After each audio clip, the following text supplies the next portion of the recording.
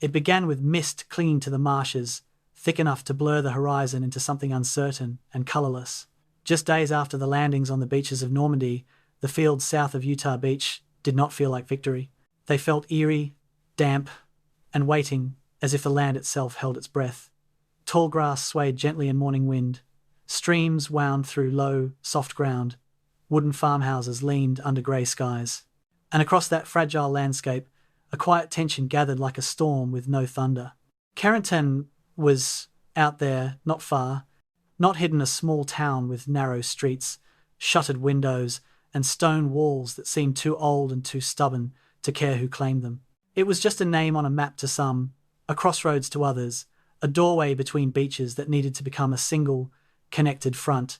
Without Carentan, Utah and Omaha Beaches would remain isolated pockets. With Carentan, the Allies could build momentum that might crack open the entire German defence in Normandy, but Carentan was protected not by distance, but by earth, mud, and water. The Duvet River curled across the land like a barrier drawn by nature itself. Marshes thickened around its edges, swallowing footsteps, clinging to boots, slowing movements to a crawl. Bridges had been blown, roads drowned under tides, the moon dragged in and out with quiet cruelty. And somewhere beyond those marshes, German paratroopers waited, men trained in discipline, precision, and the art of holding ground, no matter the cost. The American airborne units who marched toward Carentan did so with bodies still aching from the chaos of D-Day night drops. Some had landed miles from their objectives, some had fought alone in dark hedgerows, some hadn't slept more than a handful of minutes since stepping out of their aircraft into the cold wind of early June. Their uniforms were damp, their boots soaked, their nerves stretched thin, and yet they pushed forward. They crossed causeways barely wide enough for single-file movement. They trudged through flooded fields, where each step sank deep into mud that smelled of rot and salt. They moved across planks laid hurriedly over waterlogged ground. They scanned every farmhouse, every clump of trees, every bend in the road for hidden threats. The first shots came quietly. A crack through the morning haze, a burst of fire from behind a hedgerow, then another, and another. Silence vanished. The marshes came alive with echoes of battle. German paratroopers fought with a fierce determination, sharpened by months spent defending Normandy. Their machine guns swept across the open approaches, their rifles picked targets one by one, their mortars traced arcs through the sky that ended in mud and water and cries of pain. Every advance toward Carentan felt like pushing through a world designed to punish any misstep. The Americans pressed on. They crawled along ditch lines where cold water reached their chins. They sprinted across open patches of ground where bullets tore through grass in sharp, violent lines. They charged positions hidden behind hedges that stood thick as walls. They fought house to house, orchard to orchard, bridge to bridge. And finally, the fields gave way to the edge of the town itself. Carentan was not large, but it was dense, twisting streets, low stone houses, windows that framed rifles, intersections that could become killing zones in seconds. The first troops entering the town felt the weight of every shadow. Boots clacked on cobblestones slick with early morning dew. Doors stood ajar, dark interiors hiding unseen threats. Smoke drifted through alleys where previous firefights left scars on walls. Then the battle erupted again, closer now, louder, raw. Grenades bounced across stones. Machine guns roared from windows. Paratroopers dashed from doorway to doorway. Rifles cracked from rooftops. Shells exploded against the outskirts of town, shaking the ground beneath their feet. Carentan became a maze of fear and courage woven together, every corner a new test, every room a new confrontation. The air filled with dust and splintered wood. The smell of cordite lingered in the narrow lanes. Voices shouted, commands drowned by gunfire. Men fought for meters, for seconds, for survival, and slowly, painfully, the Americans carved their way through the town. By the time Carentan fell, the soldiers were beyond exhaustion. Their uniforms torn, their boots covered in mud and blood, their faces streaked with sweat and grime, their bodies shaking not from fear anymore, but from sheer depletion. But the road between Utah and Omaha was finally open. Tonight, we return to that battle, to the fields drowned in water, to the causeways stretching over uncertainty, to the narrow streets of Carentan, where footsteps echoed between bursts of gunfire. We return to the moment where two distant beaches finally became one front, and where victory demanded not glory, but grit, the slow, grinding, unglamorous kind that defines real history. Before we go deeper, I want to ask you something gentle, something in your own voice. Where in the world are you listening from tonight, and what hour lies quietly around you? Is it just past dusk where you are, or late enough that the world feels hushed and still? And something deeper, unique to this story, Carentan teaches us that sometimes the hardest paths are the ones where the ground itself seems to resist every step. In your own life, has there been a moment when you kept going even though everything around you made it difficult? If it feels right, share what that taught you. And if these long, slow journeys into the past help you breathe a little deeper, settle your thoughts, or drift towards sleep, consider subscribing. March 1944, a stone office in occupied Normandy, 3 months before the world will change. Colonel Friedrich von der Heydte spreads a topographical map across his desk, running his fingers along the lines that mark roads, rivers, and the thin, elevated causeways threading through marshland. He circles one town with his red pencil, pressing hard enough that the point nearly tears through the paper. In neat Germanic script, he writes 4 words that will haunt both sides for years to come. Hier ist der Schlüssel. Here is the key. The town is Carentan, population 4,120 souls, a market centre where Norman farmers have sold butter and cattle for 8 centuries. Most Allied planners have never heard its name. Those who have think of it as a footnote, a minor objective to be secured sometime after the beaches are taken, after the immediate crisis passes. Von der Heydte knows better. He understands what the maps reveal, that this unremarkable French town sits at the centre of everything. Between Utah Beach to the west and Omaha Beach to the east lies an 8-mile gap, and Carentan sits directly in the middle of that gap like a cork in a bottle. Whoever controls this town controls whether the invasion succeeds or collapses into 2 isolated beachheads that can be defeated separately. 2 months later, May 1944, a different room, a different map. General Omar Bradley stands before his corps commanders in England, pointer in hand. The invasion plan sprawls across the wall in coloured pins and arrows. Bradley taps the gap between his landing zones, and every officer in the room leans forward. "Gentlemen," he says, letting the silence stretch, "if we don't take this town, we don't have a beachhead. We have 2 separate invasions." He doesn't need to explain what that means. 2 isolated forces can be contained, compressed, potentially driven back into the sea. History is full of failed amphibious assaults. Gallipoli, Dieppe. One town stands between D-Day and those names. The geography tells the story before the first shot is ever fired. Carentan sits in a bowl of marshland, surrounded by the Duvet and Merderet rivers that the Germans have deliberately flooded. 7 causeways, narrow elevated roads, barely 12 to 18 feet wide, are the only approaches. Each causeway stretches 600 to 1,200 yards across water 3 to 6 feet deep, with no cover, no concealment, perfect killing zones. 4 stone bridges control the routes in and out. The town itself is classic Norman construction. Thick-walled stone buildings, narrow streets, cellars that connect beneath the cobblestones. It is a defender's paradise and an attacker's nightmare. Von der Heydte has spent months preparing, converting every sturdy building into a strong point, positioning machine guns to create interlocking fields of fire, registering mortar coordinates on every bridge and intersection. June 1st, 1944.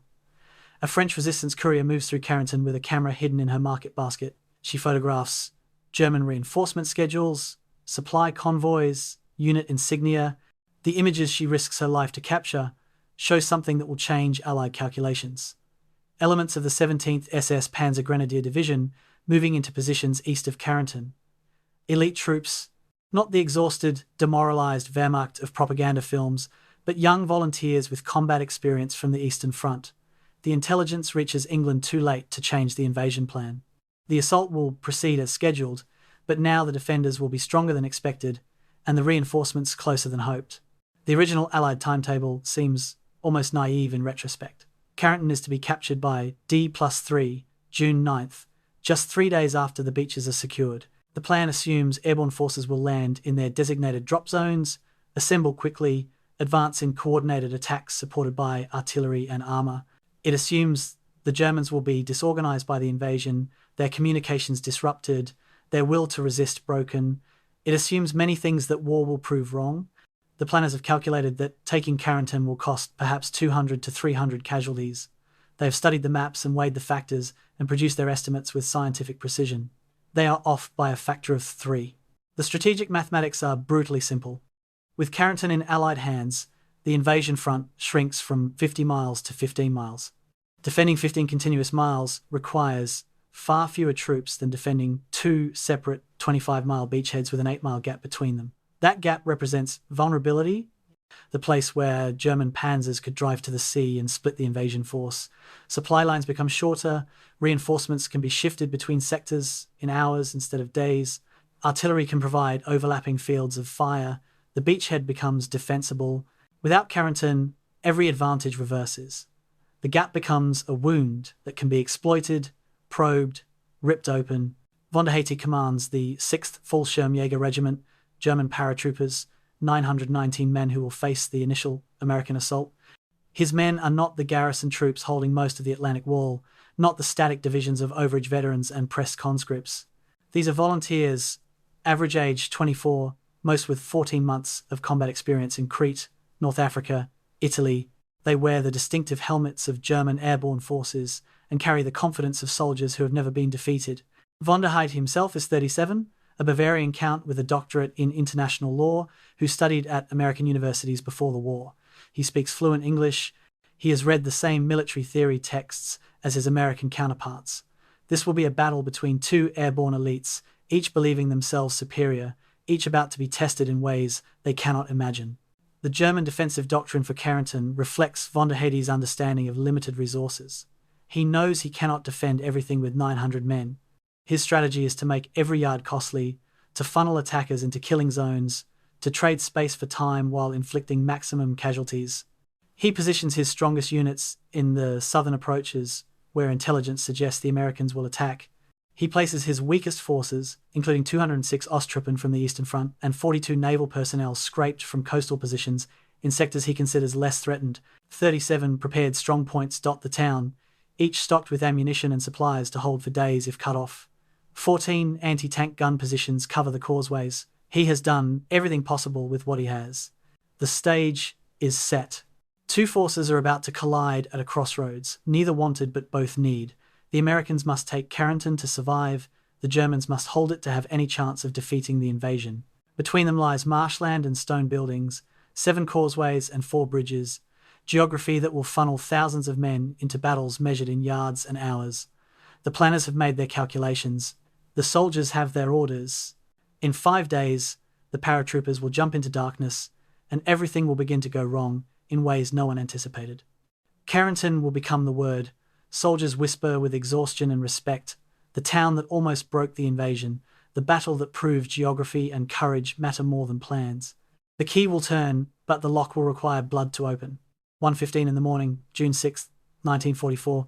Private John Delury of the 506th Parachute Infantry Regiment stands in the open door of a C-47 transport plane, wind screaming past at 130 miles per hour. Green light. He jumps into darkness over Normandy, weighted with 120 pounds of equipment strapped to a body that weighs 160 pounds. For 3 seconds, everything is weightless. Silence. Then the parachute deploys with a crack that sounds like a gunshot, and he's floating down through trace of fire and clouds toward what should be solid ground. Instead, he hits water, 4 feet of it. The weight of his equipment drives him down, and for 30 seconds that feel like 30 minutes. He's drowning in a French marsh while wearing an American uniform, cutting away his reserve chute with fingers that have gone clumsy, with panic. This is not the plan. The plan called for drop zones, carefully selected for firm ground, assembly areas marked by pathfinders, coordinated movement toward objectives. The plan assumed pilots would fly their assigned routes at the correct altitude and airspeed, delivering their human cargo to precise locations. But plans exist only until the shooting starts, and now the shooting has very much started. German anti-aircraft fire stitches the sky with orange and red. Pilots instinctively take evasive action, banking hard, increasing speed, dropping altitude. Some descend to 200 feet instead of the planned 600. Some accelerate to 150 miles per hour instead of 120. Small differences in numbers, catastrophic differences in results. By 2 in the morning, The full scope of the disaster becomes apparent to those few officers who've managed to find their radios and achieve any communication. Colonel Robert Sink, commander of the 506th Regiment, lands 2 miles from his designated drop zone. In the first hour, he finds only 4 of his 2,000 men. Lieutenant Dick Winters, of Easy Company, lands in a flooded field, cuts himself free from his parachute, and begins searching for anyone from his unit. He finds 13 men. They're from different companies, different battalions. None of them have heavy weapons. Most have lost their equipment bundles in the jump. They're 6 miles from Carentan with no idea where their actual units are or if those units still exist as functional organizations. The mathematics of scattering tell a brutal story. The 101st Airborne Division dropped 6,600 paratroopers into Normandy in the pre-dawn hours. Only 18% reached their assembly areas within 4 hours. By dawn, aerial reconnaissance photographs show parachutes dotting a 40 square mile area instead of the planned 6 square mile concentration. Approximately 1,500 men are killed, wounded, or missing before they ever engage the enemy in deliberate combat. They drown in flooded fields, break bones landing in trees or on stone walls, are captured alone or in small groups by German patrols. 60% of heavy weapons, mortars, machine guns, radios are lost, dropped into water, or scattered across the countryside where no one can find them. The German response adds another layer of chaos. The 6th Fallschirmjäger Regiment mobilizes within 45 minutes of the first parachute sightings, but they face the same problem as the Americans. They can't find a main enemy force because there isn't one. German patrols encounter American soldiers in groups of 2, 5, 12, scattered across the landscape in no apparent pattern. Is this brilliant deception or incompetence? Von der Heydte initially suspects the former. Perhaps the Americans are deliberately dispersing to confuse defenses to make tracking and response impossible. Only later will he realize the truth. This is simply catastrophic failure of execution, transformed by necessity into improvised small unit warfare. Communication failure compounds every other problem. Division Commander Major General Maxwell Taylor remains out of radio contact with his regiments for 18 hours. Battalion commanders can't reach companies. Company commanders can't locate platoons. The carefully planned coordination of 6,000 men dissolving into hundreds of independent groups, each making decisions based on incomplete information and immediate necessity. Some groups move toward objectives, others focus on survival, some attack German positions, others hide and evade. The invasion plan called for organized advances along designated routes. What actually happens resembles 1,000 small raids occurring simultaneously across 40 square miles of Norman countryside. Yet from this chaos comes unexpected resilience. American paratroopers are trained to operate independently, to take initiative, to accomplish missions without orders. Small groups coalesce around any officer or NCO who demonstrates leadership. A lieutenant with 13 men decides to attack a German artillery position blocking one approach to Carentan. A captain with 20 men from 3 different companies organizes an assault on a crossroads. The scattered drop that should have destroyed unit cohesion instead creates dozens of independent combat teams, each led by someone who understands the mission. Move toward Carentan, kill Germans, link up with other Americans. The chaos produces terrible inefficiency but also operational tempo that confuses German defenders, expecting organized conventional attacks. By 8 in the morning on June 6th, the first assembled American force of any size moves toward Carentan. It consists of 80 men from 5 different companies, led by 3 lieutenants who outrank each other in no clear hierarchy. They've pulled their weapons, 7 machine guns, 2 mortars with 60 shells between them, 1 radio that might work if they can find the right frequency. They're exhausted from jumping, drowning, fighting their way out of marshland. They haven't eaten since the previous evening in England. Their boots squelch with water. Some have already been in firefights. Some have already seen friends die. And they're still 6 miles from a town they're supposed to help capture in 3 days. The equipment losses prove particularly devastating for future operations. Paratroopers jumped carrying personal weapons and basic combat loads, but the heavy weapons came in separate equipment bundles dropped from the same planes. These bundles, attached to cargo parachutes, were supposed to land near the soldiers who needed them. Instead, they landed in water, in trees, in German-held territory. By June 7th, American forces approaching Carentan possess approximately 40% of their intended heavy weapons. Machine guns are in short supply, mortars are scarce, anti-tank weapons are desperately needed but largely lost. The infantry will approach defended positions with rifles and courage, but without the supporting arms that make infantry attacks survivable. The disaster of the jump transforms the entire Carentan operation from a planned 3-day assault into something far more desperate and prolonged. Units that should have assembled on D-Day to attack on D+1 instead spend June 6th and 7th simply finding each other. Attacks that should have been battalion-strength coordinated operations become company-sized improvised affairs. The Germans gain precious time to strengthen defences, to bring up reinforcements, to prepare for battles the Americans don't yet know they'll fight. What was planned as swift capture becomes week-long siege.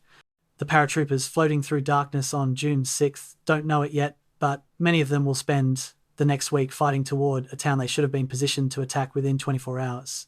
The crossroads that nobody wanted has become even more difficult to claim, and the price will be measured in casualties that planners never anticipated in their careful pre-invasion estimates. May 1944, 1 week before D-Day. Colonel Friedrich von der Heydte conducts his final inspection of Carentan's defences, walking streets he knows will soon run with blood. He is 37 years old, a count from Bavaria, a man who holds a doctorate in international law and once studied at universities in America and England. He speaks English fluently, he has read Caesar and Clausewitz in their original languages, and he knows, with the certainty that comes from experience and education, that his regiment is about to face the fight of its life. His memoir, written years later, describes this moment, ordering the evacuation of civilians, converting every stone building into a strong point, positioning machine guns to create interlocking fields of fire. He is transforming a French market town into a fortress, and he has exactly 9 days to finish the work. The men of the 6th Fallschirmjäger Regiment are not the Wehrmacht of Allied propaganda films. They are not the exhausted garrison troops holding the Atlantic Wall, not the overage veterans or pressed conscripts from occupied territories. These are Fallschirmjäger, German Paratroopers, and that title carries weight earned in blood across 3 years of war. 73% are volunteers, the average age is 24, the average soldier has 14 months of combat experience. They have jumped over Crete, fought in North Africa's desert, battled through Italian mountains. They wear distinctive helmets that set them apart from regular infantry. They carry a confidence that comes from never having been defeated as a unit, a pride that borders on arrogance but is rooted in competence. June 5th, 1944, the final briefing before invasion. Von der Heydte addresses his officers in a farmhouse outside Carentan. The room smells of cigarette smoke and damp wool. Maps cover every wall. He points to the causeways, the bridges, the strong points he's prepared. His orders are clear. Make every yard cost American blood. Do not waste lives in futile counterattacks. Defend from prepared positions. Trade space for time. Inflict casualties. Wait for reinforcements that are promised from the 17th SS Panzergrenadier Division. Hold Carentan for 1 week. If you can do this, he tells them, the invasion can still fail. If Carentan remains in German hands by June 13th, the Americans will have 2 separate beachheads instead of 1 continuous front. Divided forces can be defeated. 1 week. Hold for 1 week. The regiment's composition reveals both German strengths and the desperate expedients of a nation losing a world war. Von der Heydte's core fighting force consists of 919 elite paratroopers. To these, he has added 206 Osttruppen, Eastern Front auxiliaries of questionable reliability, and 42 naval personnel scraped from coastal positions who have minimal infantry training. He spreads these weaker units across sectors he judges less threatened, concentrating his veterans where he expects the main American assault. It is battlefield triage at organizational scale, maximizing limited resources against overwhelming enemy numbers. The weapons give German defenders a critical edge that will cost American lives. The MG-42 machine gun, centerpiece of German infantry tactics, fires 1,200 rounds per minute compared to the American BAR's 500 rounds per minute. This difference seems technical until soldiers experience it. The MG-42's rate of fire creates a sound like ripping cloth, a continuous stream of bullets that makes crossing open ground suicidal. Von der Heydte has positioned 37 MG-42 teams in prepared strongpoints throughout Carentan, each with interlocking fields of fire. 14 anti-tank gun positions cover the approaches. Every sturdy building has been converted into a miniature fortress, with reinforced firing positions, stockpiled ammunition, and pre-planned withdrawal routes through connected cellars. 3 in the morning, June 6th. Von der Heydte receives initial reports of American airborne landings. He has prepared for this moment, but the reports confuse him. Parachutes are falling across 40 square miles with no apparent concentration. Where is the main attack? Where should he commit his reserves? He makes a decision that will prove crucial. Rather than launching immediate counterattacks against scattered groups, he orders his men to defensive positions in and around Carentan. Let the Americans come to us. Let them attack across the Causeways where we hold every advantage. His restraint, born of experience and tactical acumen, preserves his force for the battles that matter. June 7th demonstrates why German paratroopers earned their reputation. A 2-man MG-42 team positioned in a stone farmhouse 3 miles from Carentan holds off an American platoon for 6 hours. The position overlooks a causeway. Every time American soldiers try to advance, the machine gun opens fire. The Americans call for artillery, but communication problems delay the response. They try flanking movements, but the flooded marshland makes maneuvering impossible. Eventually, they bring up a tank, but the first tank is knocked out by a Panzerfaust at 50 yards. A second tank finally destroys the farmhouse with direct fire. When American soldiers enter the ruins, they find 1 German dead, 1 wounded, and over 3,000 spent machine gun casings. 2 men held off 40 for 6 hours. This pattern repeats across the approaches to Carentan. Von der Heydte's background shapes his command style in ways that create grudging respect even from his enemies. He is Bavarian nobility, a man who believes in duty and honor in ways that seem archaic even in 1944. He has been awarded the Knight's Cross for valor in Crete. He opposes the Nazi regime on moral grounds but serves Germany out of traditional military loyalty. His education makes him unusual in the Wehrmacht. He understands international law, speaks multiple languages, has studied American military doctrine. After the war, American officers who fought against him will describe him as the most formidable enemy commander they faced in Normandy. His men will describe him as demanding but fair, a commander who shares their dangers and respects their sacrifice. June 8th brings von der Heydte's first request for reinforcements. His radio message to 7th Army headquarters promises he can hold Carentan for 7 days if the 17th SS Panzergrenadier Division attacks the American flank. The response is encouraging. The 17th SS is moving into position. What von der Heydte doesn't know, what no one tells him, is that moving into position means the division is still 35 miles away and won't arrive for 5 days. This intelligence gap will shape his defensive decisions. He commits to holding Carentan longer than prudent because he believes relief is imminent. His soldiers will fight harder because they think help is coming. The promise of reinforcement becomes both motivation and tragic miscalculation. The Fallschirmjäger's defense of Carentan represents professional military competence divorced from political ideology. These soldiers are not fighting for Nazism or Hitler's vision. Most are too young to remember anything but Nazi rule, yet too educated to believe the propaganda completely. They fight for each other, for their regiment, for professional pride, for the ancient human reasons soldiers have always fought.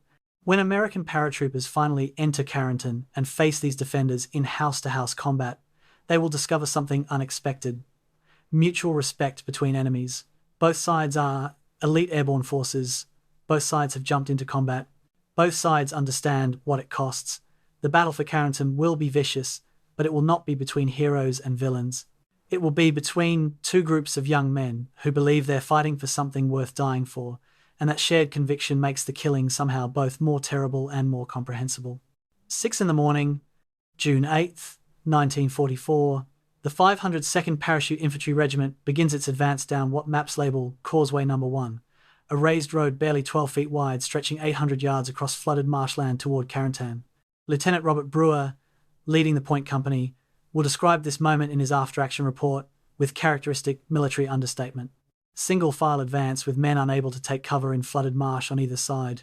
What he doesn't write, what can't be captured in official language, is the feeling of walking into a killing corridor where every step might be your last, and there's nowhere to hide, and the only choices are forward or back, and neither is good. The causeways leading to Carentan are military architecture from medieval times, elevated roads built centuries ago to connect towns across marshland that floods with seasonal rains and tides. They are 12 to 18 feet wide, raised 3 to 6 feet above water that now, thanks to German engineering, stands 3 to 6 feet deep.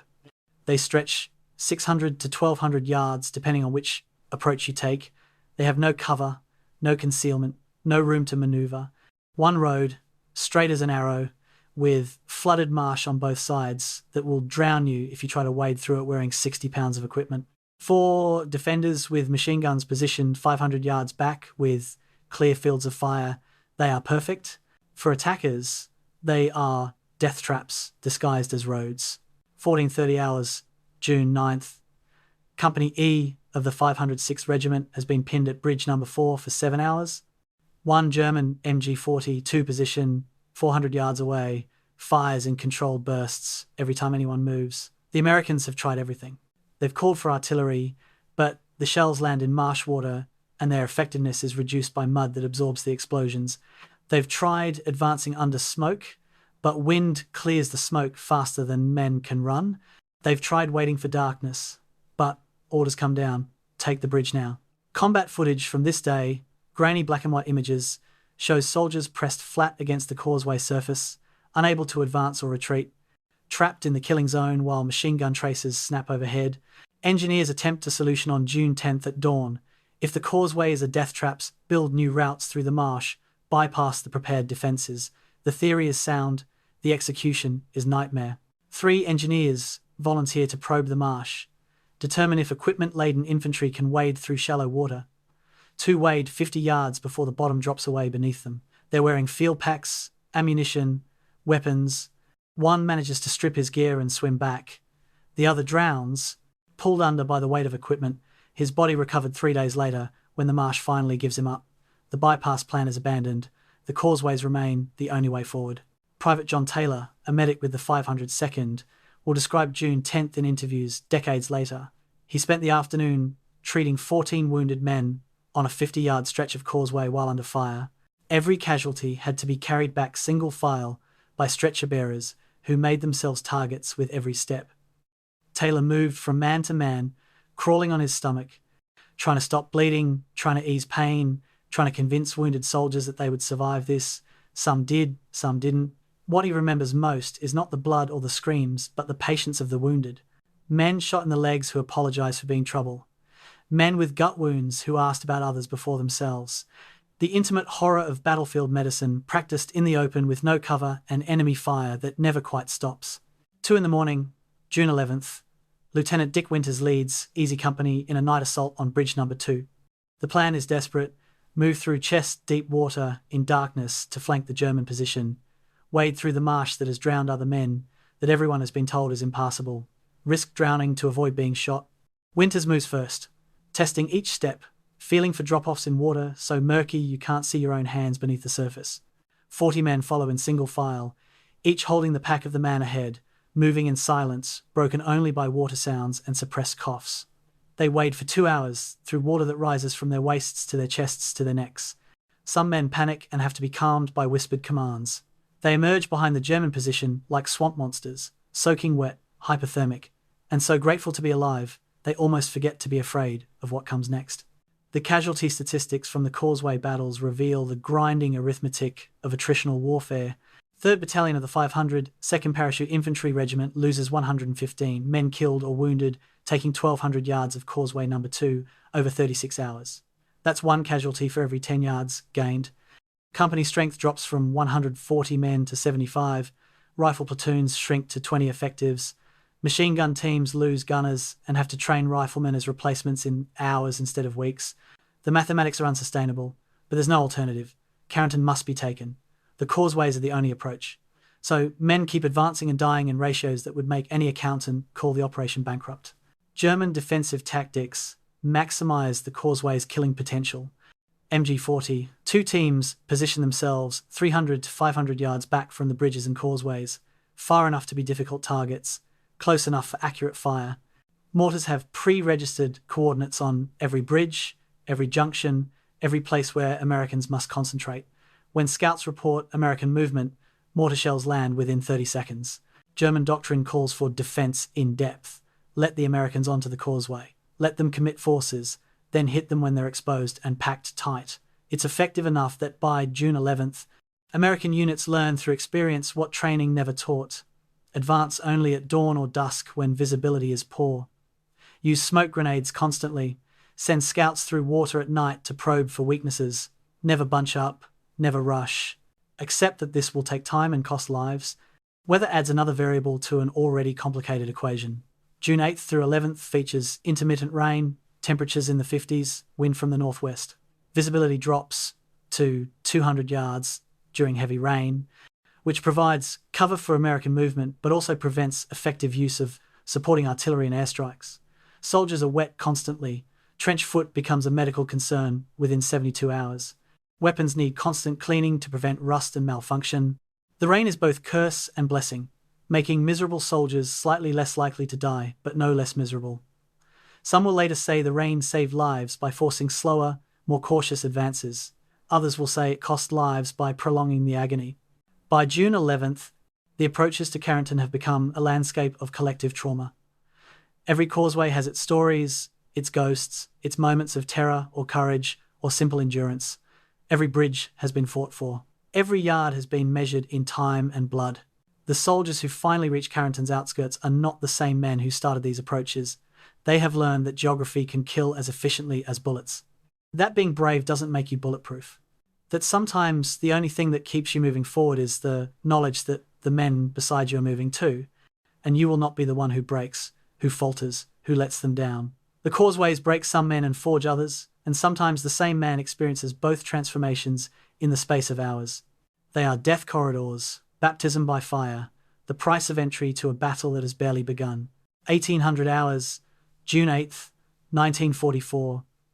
Colonel Robert Sink receives his orders over a crackling radio connection that fades in and out with atmospheric interference. Take Carentan with all speed. The voice from division headquarters is tinny but insistent. All speed. As if speed was something that could be commanded into existence. As if his regiment weren't already exhausted, scattered, under strength from 3 days of combat since the jump. Sink's reply is recorded in the division log, 6 words that capture both determination and foreboding. We'll take it, but I can't tell you what it's going to cost. He doesn't know the price yet. None of them do. But he knows it will be high. 9 a.m, June 9th. Lieutenant Dick Winters and Easy Company assault German positions at Brécourt Manor. 4 guns that are supposed to be coastal artillery pieces, but turn out to be 105mm howitzers, positioned to fire on Utah Beach. The assault becomes famous in military history, taught at West Point as a textbook example of small unit tactics. But in the moment, it's simply 12 men attacking 4 gun positions, defended by 50 Germans. Winters moves from gun to gun, using fire and maneuver, suppression and assault, tactics as old as warfare itself, but executed with desperate precision. They destroy all 4 guns, they lose 4 men, and they realize, when the smoke clears, that this wasn't about Utah Beach at all. These guns were positioned to block the approach to Saint-Côme-du-Mont, the town that guards the southern approach to Carentan. Von der Heydte has been preparing depth defense, buying time, making every step forward cost American blood. Afternoon, June 10th. The 506th Regiment liberates Saint-Côme-du-Mont and finds a town destroyed by naval bombardment. 90% of buildings are damaged or destroyed.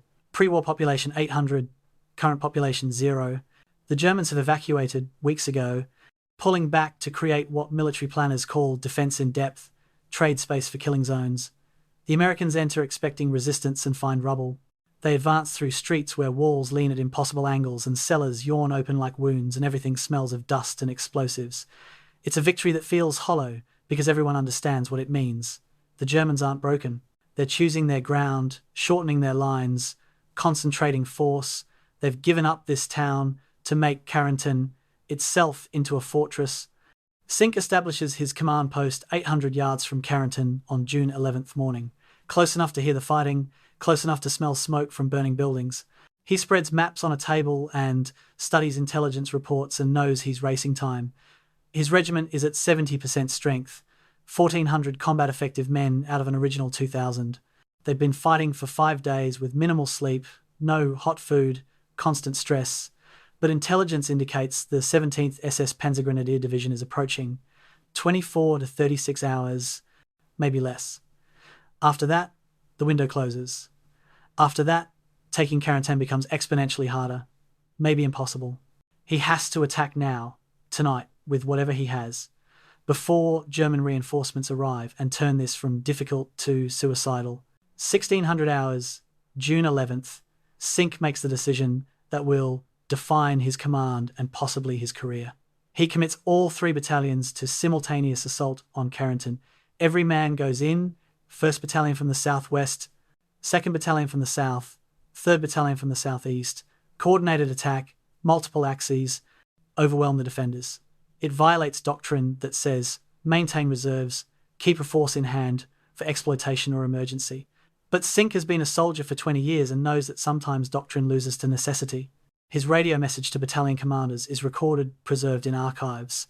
Every man goes in. We end this tonight or we lose it tomorrow. The decision reflects both strategic pressure and personal calculation. General Maxwell Taylor, commanding the 101st Airborne Division, has personally visited Cinque on June 10th. The conversation wasn't recorded, but participants remember the essence. Eisenhower is asking questions. Bradley is applying pressure. The beachhead remains divided. Casualties are mounting. Political and military leadership at the highest levels need Carentan taken now, not tomorrow, not next week, now. Taylor doesn't order Cinque to attack immediately. Division commanders don't micromanage regimental commanders, but he makes the stakes clear. Delay has consequences. Failure has consequences. The invasion's success hangs on battles like this, on decisions made by colonels leading exhausted regiments against prepared defences. Communication issues complicate every decision. Division headquarters is 12 miles away. Radio contact is intermittent. Static crashes through every transmission. Messages are delayed or lost. Cinque operates with significant autonomy, which means significant responsibility. He can't call for advice or clarification. He makes choices based on incomplete information and reports them afterward. This independence is both terrifying and liberating. He's alone with the weight of command, but he's also free to act on tactical judgment without waiting for approval from leaders too far away to understand the ground truth. It's the kind of command that creates legends or court-martials, and which outcome depends entirely on whether the attack succeeds. The regiment's condition reflects 5 days of sustained combat. Men have been living in foxholes, eating cold rations, drinking water purified with iodine tablets that leave everything tasting of chemicals. They've been shot at and shelled. They've watched friends die. They've killed enemy soldiers at ranges close enough to see faces. Some have been wounded and returned to duty. Some are fighting with injuries they haven't reported because they won't leave their units. The human body can endure astonishing stress for short periods, but 5 days isn't short. Exhaustion accumulates, decision-making deteriorates, reaction times slow. The 506th is still functional, still combat effective by official measures, but every soldier carries a fatigue that goes deeper than missed sleep. June 11th, evening. Cinque walks among his men before the attack, moving from position to position, sharing words that won't be recorded but will be remembered. Some colonels command from maps in headquarters. Cinque commands from the ground, with his soldiers, making himself visible, sharing danger, offering presence that matters more than speeches. Men see him and draw conclusions. If the colonel is here, it can't be hopeless. If he's willing to risk this, maybe we can too. Leadership is complicated, built on foundations of psychology and example and shared experience. Cinque understands this instinctively, the way some men understand music or mathematics. He has led soldiers since 1924, through peacetime training and now wartime necessity, and he has learned what works when words fail. The attack will begin at dawn, June 12th. 3 battalions, 1,400 men, multiple axes of advance, into a defended town held by estimated 900 Germans in prepared positions. The plan is aggressive, maybe reckless, definitely risky, but risk is relative. Every option carries danger. Attacking now risks immediate casualties. Waiting risks German reinforcement and higher future casualties. Withdrawing risks strategic failure. Cinque has weighed the alternatives and chosen aggression, betting his regiment and his reputation that speed and violence of action can overcome German defensive advantages. In 12 hours, they'll discover if his gamble pays off or costs everything. The men clean weapons, check ammunition, write letters they hope won't be final, and wait for dawn with the particular nervousness that comes before battles where the outcome matters beyond individual survival. 5:30 in the morning, June 13th, 1944, the world explodes. German artillery barrage, over 400 shells in 20 minutes, crashes down on American positions southwest of Carentan. Explosions walk across foxholes and weapons positions like deliberate footsteps. Earth fountains into the air, trees shatter. The sound is physical, pressure waves that compress lungs and trigger reflexes older than thought. Soldiers press themselves into dirt that offers no real protection and understand with animal certainty that this is preparation fire, that something worse is coming. A German prisoner, captured later, will reveal that this barrage expended all available ammunition. Von der Heydte is throwing everything into one desperate counterattack, betting the entire defence of Carentan on the next few hours. 6:15. Through smoke and dust, the 17th SS Panzergrenadier Division attacks. These are not the depleted garrison troops holding Carentan. These are elite Waffen-SS, young fanatics who've survived the Eastern Front and consider themselves invincible. 850 men, supported by 4 Stooge 3 assault guns, advance on 2nd Battalion of the 506th Regiment, holding a 1,200-yard front with 250 exhausted paratroopers. The mathematics are brutal, more than 3 attackers for every defender, supported by armour, attacking soldiers who've been in continuous combat for 7 days. 2nd Battalion's positions are good. They hold Hill 30, elevated terrain with observation of approaches, but good positions don't stop artillery or armour or overwhelming numbers. 7 in the morning, Lieutenant Colonel Robert Strayer, commanding 2nd Battalion, reaches for his radio to call for artillery support. The radio operator turns to him with the news every commander dreads. Communication line is cut, probably by the barrage. No radio contact with division artillery, no way to call for the fires that might save them. The battalion is alone, 250 men against 850, with armour. Strayer makes calculations that are simultaneously simple and impossible. How long can we hold? How much ammunition do we have? Where are our weak points? The answers aren't encouraging. They can hold for maybe 2 hours at current casualty rates before positions become untenable. Ammunition is adequate but not abundant. Every position is weak when outnumbered 3-1. 8:30. This is the moment that battles turn on, the moment that gets discussed in military academies and written about in histories. Staff Sergeant Harrison Summers, already exhausted from previous combat, holds a critical crossroads position alone for 45 minutes against SS assault. He's armed with 1 M1 rifle, 8 magazines, and whatever can be taken from casualties. German soldiers advance in groups using fire and maneuver tactics from the same manuals. American forces study. Summers fires carefully, makes every shot count, shifts positions between bursts to prevent Germans from fixing his location. Bodies pile up in front of his position. Germans try flanking movements and he shoots them from different angles. They bring up a machine gun and he kills the crew before they can set up. For 45 minutes, he holds, giving 2nd Battalion time to establish a new defensive line, time that will prove the difference between withdrawal and annihilation. The fighting at what soldiers will call Bloody Gulch is intimate and vicious. Ranges close to 50 yards, 30 yards, sometimes 10 yards, where men shoot each other with rifles and pistols and whatever comes to hand. German assault guns provide terrifying support, their 75mm guns destroying American positions with high explosive shells. But assault guns without infantry support are vulnerable, and American soldiers with bazookas understand this. At ranges under 50 yards, bazooka teams stalk the stews through hedgerows and sunken roads. 2 assault guns are destroyed this way, crews killed before they can escape burning vehicles. The remaining 2 withdraw, their commanders deciding infantry support has broken down. Continuing the attack is suicide. 10 in the morning, the sound changes. American soldiers hear it before they see it, the distinctive rumble of tank engines from their rear. Terror spikes. Has German armour broken through? Are they surrounded? Before recognition hits. These are Sherman tanks, 17 M4 Shermans from Combat Command A of the 2nd Armoured Division, arriving unexpectedly from Omaha Beach sector. The tanks deploy in line and advance, machine guns and 75mm cannons firing into German positions.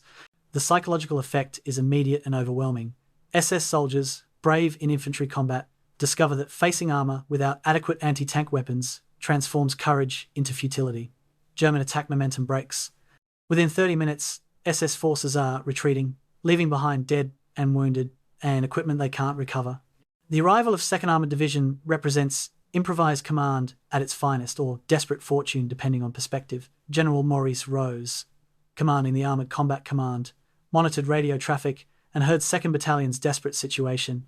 He diverted his force on his own initiative, without orders, without authorization, because the tactical situation demanded immediate response. This is either brilliant flexibility or dangerous violation of command structure. After the battle, Rose receives commendation rather than reprimand because success forgives initiative. Had 2nd Battalion been overrun, despite his intervention, the same decision might have ended his career. War rewards results, not intentions. Casualty figures from Bloody Gulch tell the story in numbers that abstract horror into mathematics. 2nd Battalion loses 125 killed or wounded, a 50% casualty rate that renders the unit combat ineffective by doctrinal standards. But German losses are worse. Approximately 450 killed, wounded or captured, 2 assault guns destroyed. The counterattack that was supposed to retake Carentan instead breaks the SS division's offensive capability. Von der Heydte's gamble has failed. His promised reinforcements have arrived but proven insufficient. The window for German victory has closed. Aftermath brings exhausted silence, broken by moans of wounded and occasional gunfire as nervous soldiers shoot at shadows. Medics move across the battlefield with red crosses painted on helmets that are supposed to provide protection but sometimes just make them targets. Stretcher bearers carry wounded back to aid stations.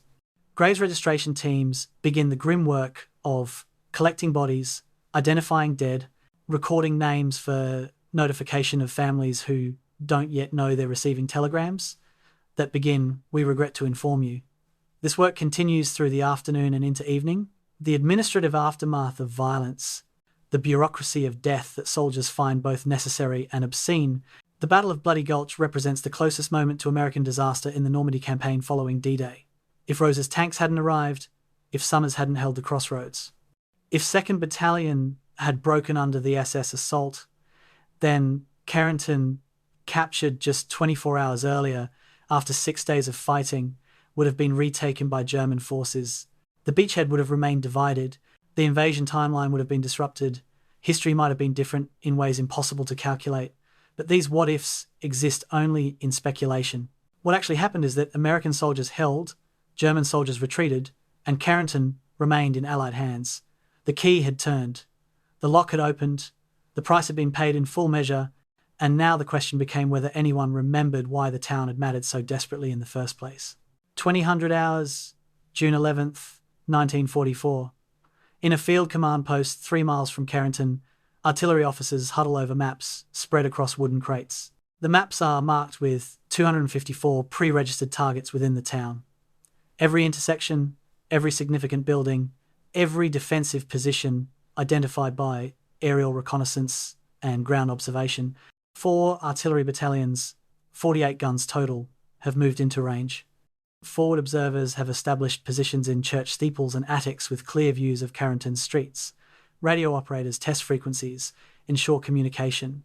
The fire plan being finalized will coordinate these elements into an orchestra of destruction, a 36-hour bombardment designed to destroy German defenses and make the infantry assault possible. Wars are decided by men with rifles, but sometimes they're enabled by men with slide rules calculating trajectories and timing. 22-30 hours. 12 miles offshore, the heavy cruisers USS Quincy and USS Tuscaloosa turn to align their main batteries toward coordinates that represent a French town most sailors have never heard of. Each ship carries 9 8-inch guns, each gun firing shells that weigh 260 pounds and can punch through concrete. Naval gunfire support in 1944 is an experiment, a doctrine still being developed through trial and error. Pre-war theory said battleships couldn't hit ground targets accurately from naval distances, but wartime necessity has transformed theory. Spotter aircraft will observe shell impacts and radio corrections. The cruisers will fire, adjust, fire again, walking shells onto targets with mathematical precision that would astonish gunners from any previous war. 2 a.m, June 12th, the German counter-battery response begins, and its weakness reveals the fundamental imbalance of this battle. Von der Heydte has 12 artillery pieces, a mix of calibers and types, and 400 rounds total ammunition. That's 33 rounds per gun for a battle that will last 3 days. American artillery has effectively unlimited ammunition. Resupply ships offshore carry thousands of shells, and more arrive daily. The German fire is accurate and professional, targeting suspected American gun positions with methodical precision. But 12 guns against 48, with ammunition constraints against unlimited supply, makes this a duel with predetermined outcome. German artillerymen know they're losing. Even as they fire, they continue because that's what soldiers do, because their positions might kill some Americans before being destroyed, because giving up is unthinkable even when winning is impossible.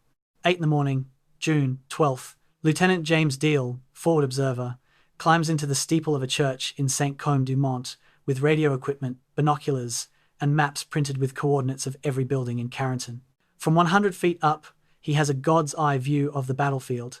Through binoculars, he can see German soldiers moving between buildings, machine gun teams establishing positions, civilians sheltering in cellars who have no idea they're about to experience industrial-scale violence. Deal selects his first target, Carentan's town hall, a stone building where intelligence suggests German command post has been established. He radios coordinates. 3 minutes later, 105mm shells arrive. First salvo falls short. He adjusts. Second salvo hits direct. After 14 hits, the building collapses into itself like a child's toy, crushed by an adult's foot. The coordination required for effective artillery fire represents technical achievement, often overlooked in combat narratives. Forward observers must identify targets, calculate coordinates, transmit requests through radio systems that work when they feel like it. Fire direction centers receive these requests, perform ballistic calculations accounting for wind, temperature, barrel wear, ammunition type, target elevation. Gun crews load and fire on command, maintaining rhythm that transforms weapons into machines. Shells travel miles through air, following parabolic trajectories invisible to observers, arriving with timing measured in seconds. When it works, artillery transforms warfare from individual combat to industrial process. When it fails, infantry attacks become suicide missions. 1800 hours, June 12th. The final preparation fire demonstrates coordination perfected through 2 years of wartime experience. Time on target bombardment. 144 shells from 48 guns launched at different times to arrive simultaneously at exactly 1800 hours and 0 seconds. This requires precise calculation, since guns at different distances fire at different times, so shells converge on target together. The psychological effect is devastating. Defending soldiers experience not gradual bombardment but instantaneous catastrophe, the world ending all at once, rather than incrementally. Buildings explode simultaneously across Carentan's southern sector. The sound is less like explosions than like the earth breaking, fundamental reality cracking. Soldiers in cellars feel structures above them disintegrate. Stone walls, 2 feet thick, crack and collapse. German defensive plans, so carefully prepared, dissolve into rubble and dust and terror. Naval gunfire adds another dimension to the bombardment. The Quincy achieves 89% accuracy, hitting 89 of 100 assigned targets from 12 miles away. This accuracy, impossible pre-war, comes from innovation born of necessity. Spotter aircraft, improved optics, better communication, and crews who've practiced these techniques across 2 years of war, from North Africa to Pacific Islands. 8-inch shells striking stone buildings don't just damage them, they erase them. Where a building stood, a crater remains. Where a German strongpoint controlled an intersection, now there's broken masonry and sometimes body parts buried under tons of stone. The destruction is comprehensive and impersonal, delivered from ships whose crews never see the faces of men they're killing. Ammunition expenditure during the Carentan bombardment reveals the industrial capacity advantage that ultimately decides World War II. American artillery fires approximately 11,000 rounds at Carentan during June 11th and 12th. German artillery fires estimated 800 rounds total. This 14-to-1 disparity isn't about courage or competence but logistics and production. American factories produce unlimited ammunition. American ships deliver it safely across Atlantic. American trucks distribute it to guns. German factories are being bombed. German ships are being sunk. German trucks lack fuel. The artillery duel is already lost before the first shot. decided by industrial capacity, mobilized years earlier when nations chose total war and discovered that total war requires total economy. The civilian toll of bombardment is documented but rarely emphasized in military histories focused on tactical outcomes. Approximately 150 to 200 French civilians die in the June 11th, 12th bombardment, most sheltering in basements that collapse. These are not combatants but victims of geography, people who lived in a town that became strategically important through no choice of their own. Marie-Louise Osmont, schoolteacher, survives in a cellar that holds 36 hours while her neighborhood disintegrates above. Her diary describes sounds beyond description, terror beyond expression, helplessness that transforms adults into children begging for mercy from forces that cannot hear prayers. When she emerges, her home is gone, everything is gone. Liberation, when it comes, will feel less like freedom than like surviving catastrophe. Artillery doctrine evolves in real time during Carentan bombardment. Forward observers discover that targeting individual buildings is less effective than targeting areas. The concentration of fire causes more psychological disruption than precision strikes. Gun crews learn that rapid fire causes barrel overheating that reduces accuracy, that pacing fire maintains effectiveness longer. Communication specialists develop backup systems when primary radios fail. These lessons, learned in blood and experimentation, are documented in after-action reports that become doctrine updates distributed throughout Normandy forces. War is often described as organized violence, but it's also organized learning institutions adapting to reality through processes that would be scientific if they weren't so lethal. By June 13th, when infantry enters Carentan, they advance behind artillery techniques refined through 72 hours of continuous operation. The bombardment hasn't destroyed every German defender, but it has destroyed German ability to mount coordinated defense.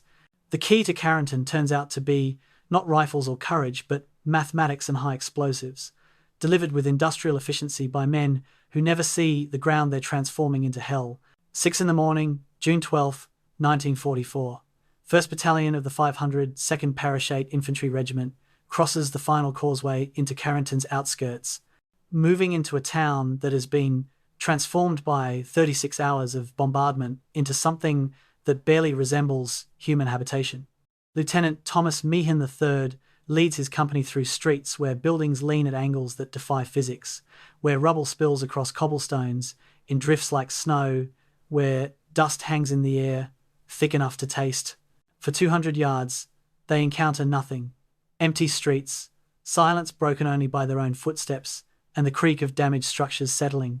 Then the world erupts. Machine gun fire from every building simultaneously. A carefully prepared ambush that turns the street into a killing zone in seconds. The first minutes of urban combat teach lessons that no training exercise can replicate. Corporal Walter Gordon's squad takes cover behind a stone wall and realizes that stone walls which stop bullets also prevent seeing what's shooting at you. They're pinned, unable to advance or retreat, taking fire from multiple directions without clear targets. Gordon makes a decision born of desperation. His squad will clear the nearest house, establish a foothold, figure out the rest from there. 4 men approach a 2-story stone building while the rest provide covering fire. They kick in the door and enter darkness that smells of explosives and dust and fear. What happens next takes 45 minutes, but will be remembered in fragments. Grenades thrown into rooms before entry, the distinctive crack of rifles in confined spaces, hand-to-hand fighting in a stairwell too narrow for 2 men side by side, the discovery of 3 German soldiers dead in a cellar and 1 wounded who surrenders. 8:30 in the morning. American soldiers are discovering that Carentan's defenders have prepared for urban warfare with thoroughness that borders on genius. German soldiers aren't just occupying buildings, they're using them as 3-dimensional battle space. Interconnected cellars allow movement between structures without exposing soldiers to street-level fire. Firing ports have been knocked through walls at various heights, creating overlapping fields of fire. Furniture and rubble have been arranged to create covered positions inside rooms. When Americans clear one building and move to the next, they sometimes take fire from the building they just cleared, German soldiers having returned through basement connections. This isn't warfare as taught in training, but improvised chess played with bullets and grenades where every move triggers counter moves from an enemy who understands the board better. 1100 hours. The breakdown of tank infantry coordination demonstrates how combat plans dissolve under contact with reality. A Sherman tank from the 746th Tank Battalion advances down Rue Holgate in support of infantry assault. The infantry, engaged in building-to-building fighting, has moved ahead faster than coordinated movement doctrine allows. The tank, isolated from infantry protection, rounds a corner and faces a German soldier with a Panzerfaust at 15-yard range. The shaped charge warhead penetrates the Sherman side armor, the tank burns, four-man crew dies in fire or trying to escape. The lesson is immediate and brutal. Tanks without infantry are targets, infantry without tanks lacks firepower, coordination is survival, and coordination in urban terrain is nearly impossible to maintain. 1400 hours. 1st Battalion has advanced 400 yards into Carentan at cost of 67 men killed or wounded. 400 yards in 8 hours. The mathematics of attrition suggest that reaching Carentan's centre will cost the battalion's entire strength twice over. But mathematics don't account for German withdrawal, don't factor in exhaustion affecting both sides, don't measure psychological effects of sustained combat. What the numbers miss is that warfare is fundamentally human, and humans break or adapt in ways that equations can't predict. Some men discover courage they didn't know they possessed. Others discover limits they never wanted to find.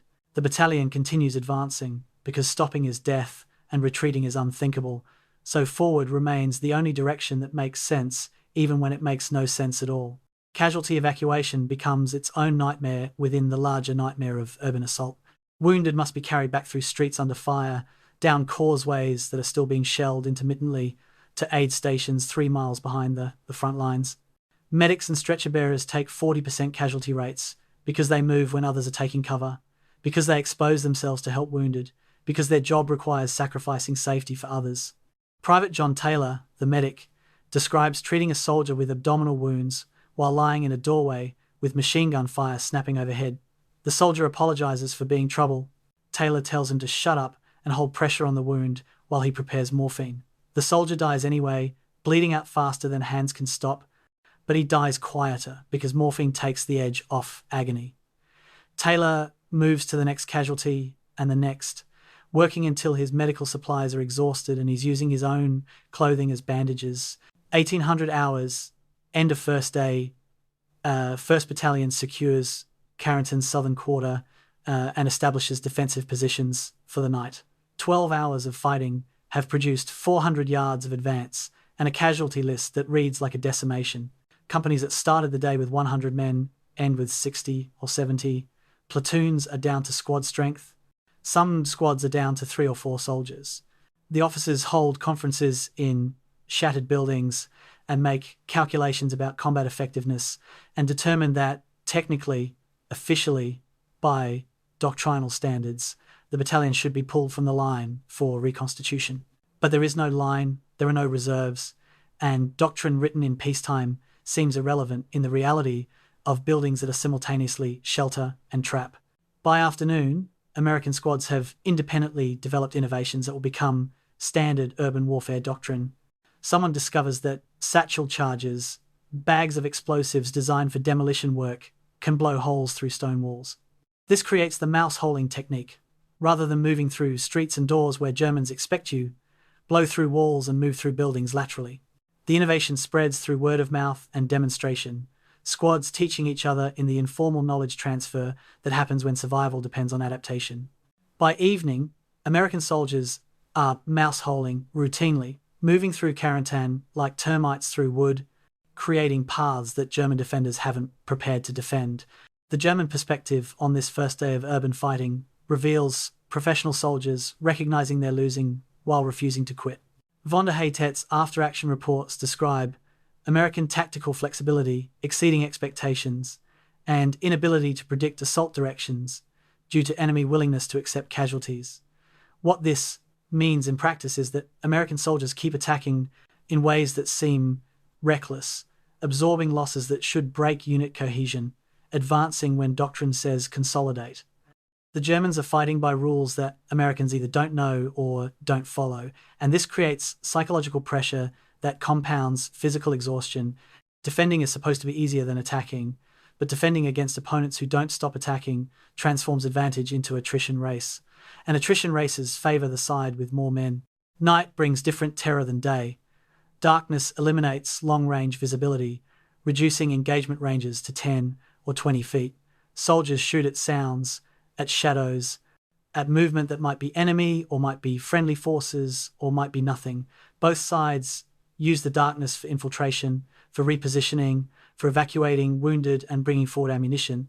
The no man's land between American and German positions shrinks to distances measured in rooms rather than blocks. Some buildings are held by Americans on the ground floor and Germans on the second floor, with staircases as contested border zones.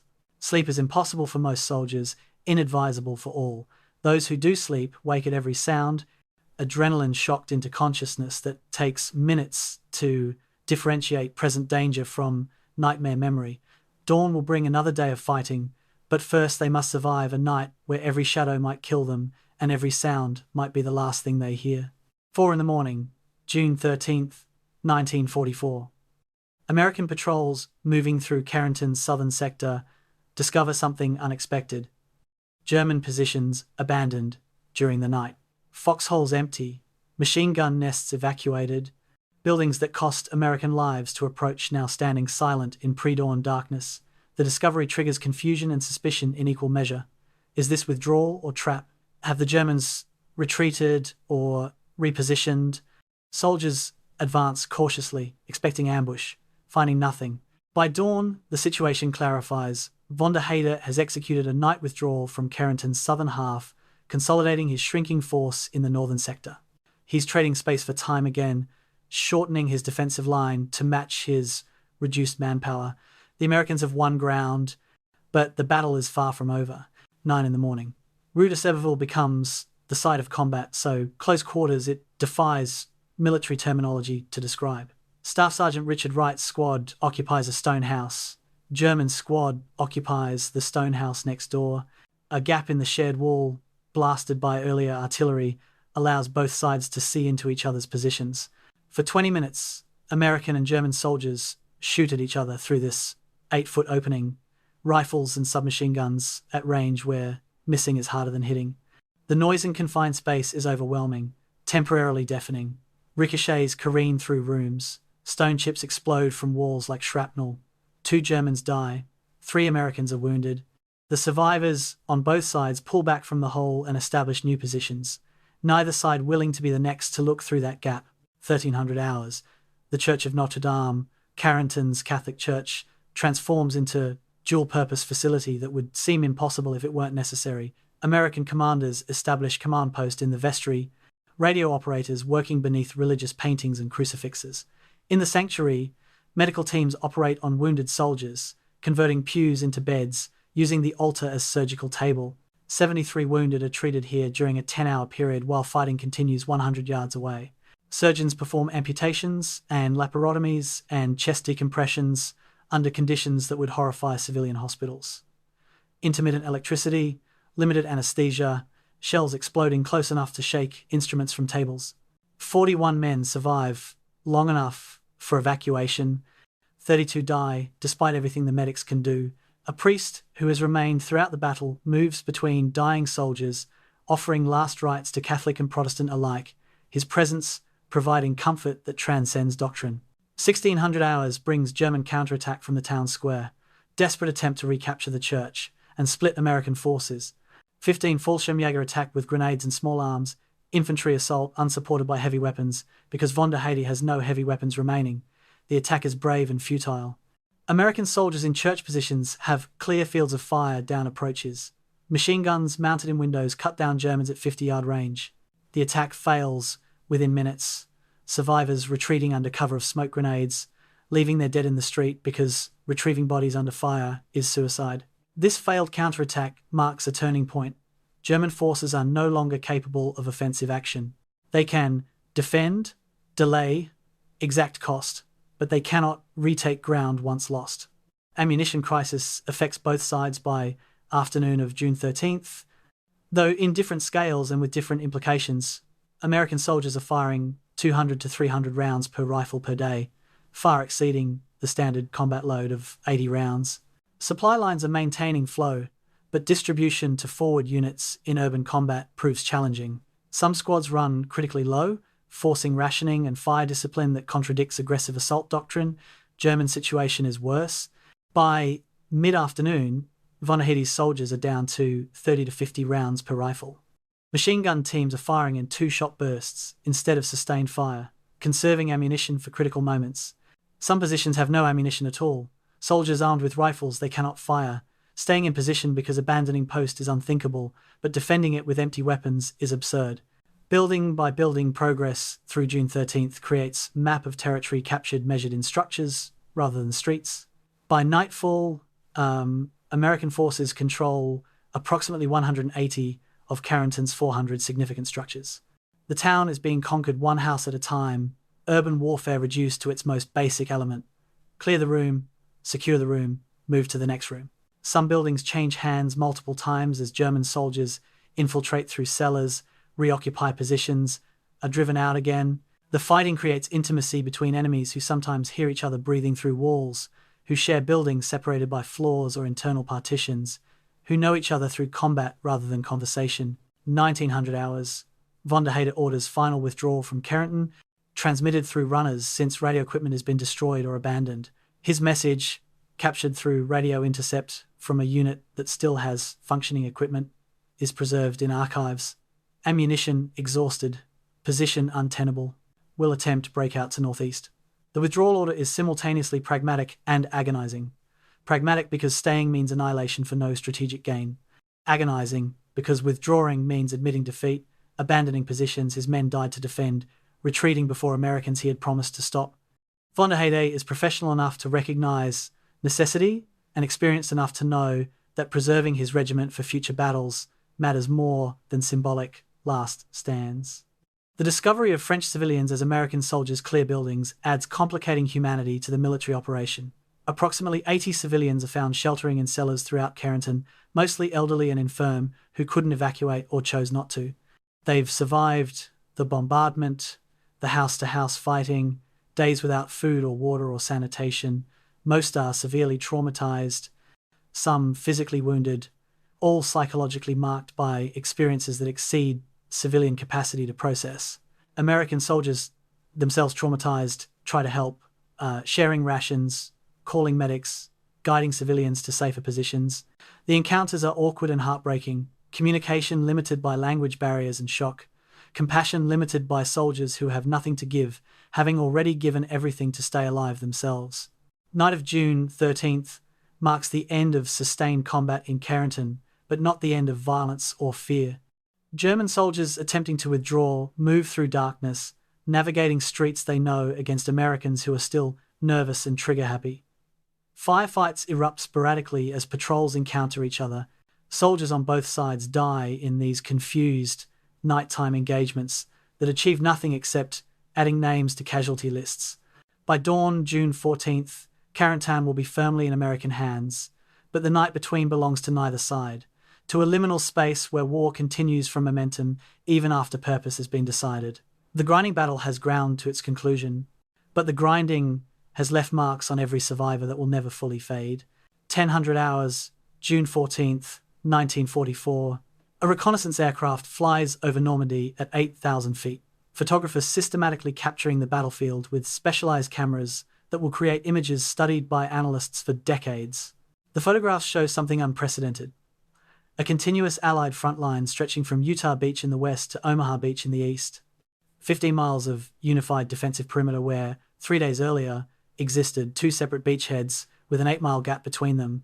Carentan sits at the center of this newly unified line, the town that closed the gap, the crossroads that transformed invasion from vulnerable experiment into inevitable success. The photographer doesn't know this. He's just doing his job. But the images he captures will be used in strategic assessments that conclude the Normandy invasion was won not on June 6th but on June 13th, when Carentan fell and the beachhead became defensible. General Dwight Eisenhower receives the Carentan capture report at his headquarters in Portsmouth, England. The message is brief, stripped of emotional content. Carentan secured June 13th. Casualties acceptable. Beachhead unified. Proceeding to Phase 2 operations. Eisenhower circles the date on his situation map, draws a line connecting Utah and Omaha, and, for the first time since D-Day, allows himself to believe completely that the invasion will succeed. He has spent 8 days managing crisis, responding to setbacks, encouraging commanders, maintaining confidence he sometimes didn't feel. The capture of Carentan doesn't guarantee victory, but it eliminates the most likely scenario for catastrophic failure. With unified beachhead, the Allies can reinforce faster than Germans can counterattack. Logistics become manageable, defense becomes possible, the invasion has passed from precarious to probable. June 15th.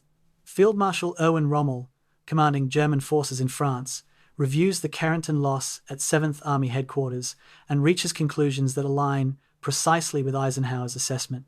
His report to High Command is blunt. The opportunity to drive to the sea and split the invasion is lost.